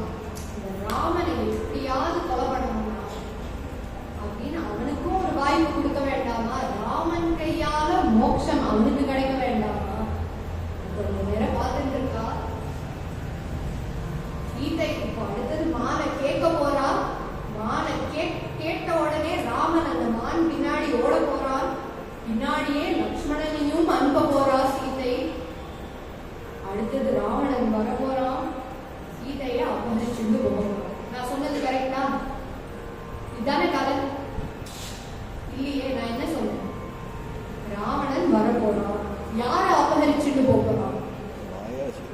அந்த அக்னி லோகத்திலேருந்து யாரோ ஒரு பெண்மணி வெளியில வருவா, அவளை அபகரிச்சுட்டு போறான். இந்த பெண் யாருன்னு தானே கேட்கணும் அடுத்த கேள்வி. இந்த பெண் யாரு? அவதான் பின்னாடி பத்மாவதியா சாயா சீதையா இருக்கக்கூடியவள். அப்படியே சீதை மாதிரி இருக்கலாம். அவளை தான் அபகரிச்சுட்டு போறான். இந்த சூக்ஷ்மத்தெல்லாம் நம்ம ஞாபகம் வச்சுக்கலாம். ஆனா கதையில லீலையா போயிட்டு இருக்க சீதையை தான் அபகரிச்சிருக்கோம். ஏன்னா வால்ஸ் ஹேவ் இயர்ஸ் அப்படின்னு நான் முன்னாடியே சொன்னேன். ராவணனுக்கு தெரிஞ்சிடக்கூடாது இல்லையா? நாளைக்கு என்ன நடக்க போறதுன்னு ராவணனுக்கு தெரிஞ்சதுன்னா இந்த சீதையை விட்டுடுவான். அக்னிலோகத்துக்கு கூட போய் அந்த சீதையை கொண்டு போய் அழிச்சுட்டு போயிடுவான். பேர்பட்ட சாமர்த்தியசாலி ராவணன். இப்போ ராவணன் சீதையை அபகரிச்சுட்டு போயாச்சு. இங்கேருந்துதான் அடுத்து ஜட்டாயு வந்து சண்டை போட்டு ஜட்டாயு தன்னுடைய பிராணனைய விடுறான். ராமன் ஓடி வந்து பார்க்கிறான். ஜட்டாயுக்கு மோட்சம் தரான். மோட்சம் தந்த பிறகு நேர எங்க போறான்? சீதையை தேடிக்கொண்டே போயிட்டு இருக்கான். நார்த்துக்கு போறாரா, சவுத்துக்கு வர்றாரா ராமன் சீதையை தேடி? எந்த டைரக்ஷன்? 10 டைரக்ஷன் இருக்குங்கிறதுனால எல்லாரும் ஒரு டைரக்ஷன் சொல்லிட்டேன்னா என்னால பதில் கொடுக்க முடியும். சவுத்துக்கு. ஏன்னா நார்த்தெல்லாம் தேடியாச்சு, அங்கதானே இருக்கா அவ. இப்ப சவுத்துக்கு வந்துட்டு இருக்கா. நேர எங்க வரா? கிஷ்கிந்தைக்கு வரா. அதுதான் கிஷ்கிந்தா காண்டம். இதோட இன்றைய தினம் கதையை பூர்த்தி பண்ணிக்கலாம் அப்படின்னு நான் நினைச்சேன். ஆனா நான் முன்னாடியே சொன்னேன், ராமாயணத்தை முழுசா சொல்லிதான் இன்றைய தினம் நம்ம பூர்த்தி பண்ண போறோம். ஆனா நான் இன்னைக்கே ராமாயணத்தை பூர்ணமா சொல்லிட்டேன்னா அடுத்த 2 நாள் நீங்க வருவேடா, வரமாட்டேடா? வருவேன்னா பூர்ணமா சொல்றேன். நாளைக்கு இதே அட்டெண்டன்ஸ் கிடையாது, டபுள் அட்டெண்டன்ஸ் பார்க்கணும். டீச்சர் மாதிரி நான் நோட்ஸ் எடுத்துப்பேன். எல்லா முகத்தையும் நான் பார்த்து வச்சுட்டேன். நாளைக்கு வரலன்னா நான் கேட்பேன். அந்த மாமி ஒருத்தர் உட்கார்ந்து இருந்தாங்க கஷ்டம். எல்லாரும் கரெக்டா தலையாட்டிட்டு இருந்தா, ஆனா அடுத்த நாள் வரல, ஏதோ காரியம் வந்துருச்சு. அந்த மாதிரி இல்லாம நான் பூர்ண ராமாயணத்தை படிக்கிறேன். அதோட இன்றைய தினம் கதையை முடிச்சுட்டு நாளைக்கு தலைப்புல என்ன வச்சுட்டு இருக்கோமோ சுந்தரகாண்டம் என்கின்ற இந்த அழகான பகுதியை அனுபவிக்கலாம். ராமாயணத்தை ஒரே ஸ்லோகத்துல சொல்ல முடியும்.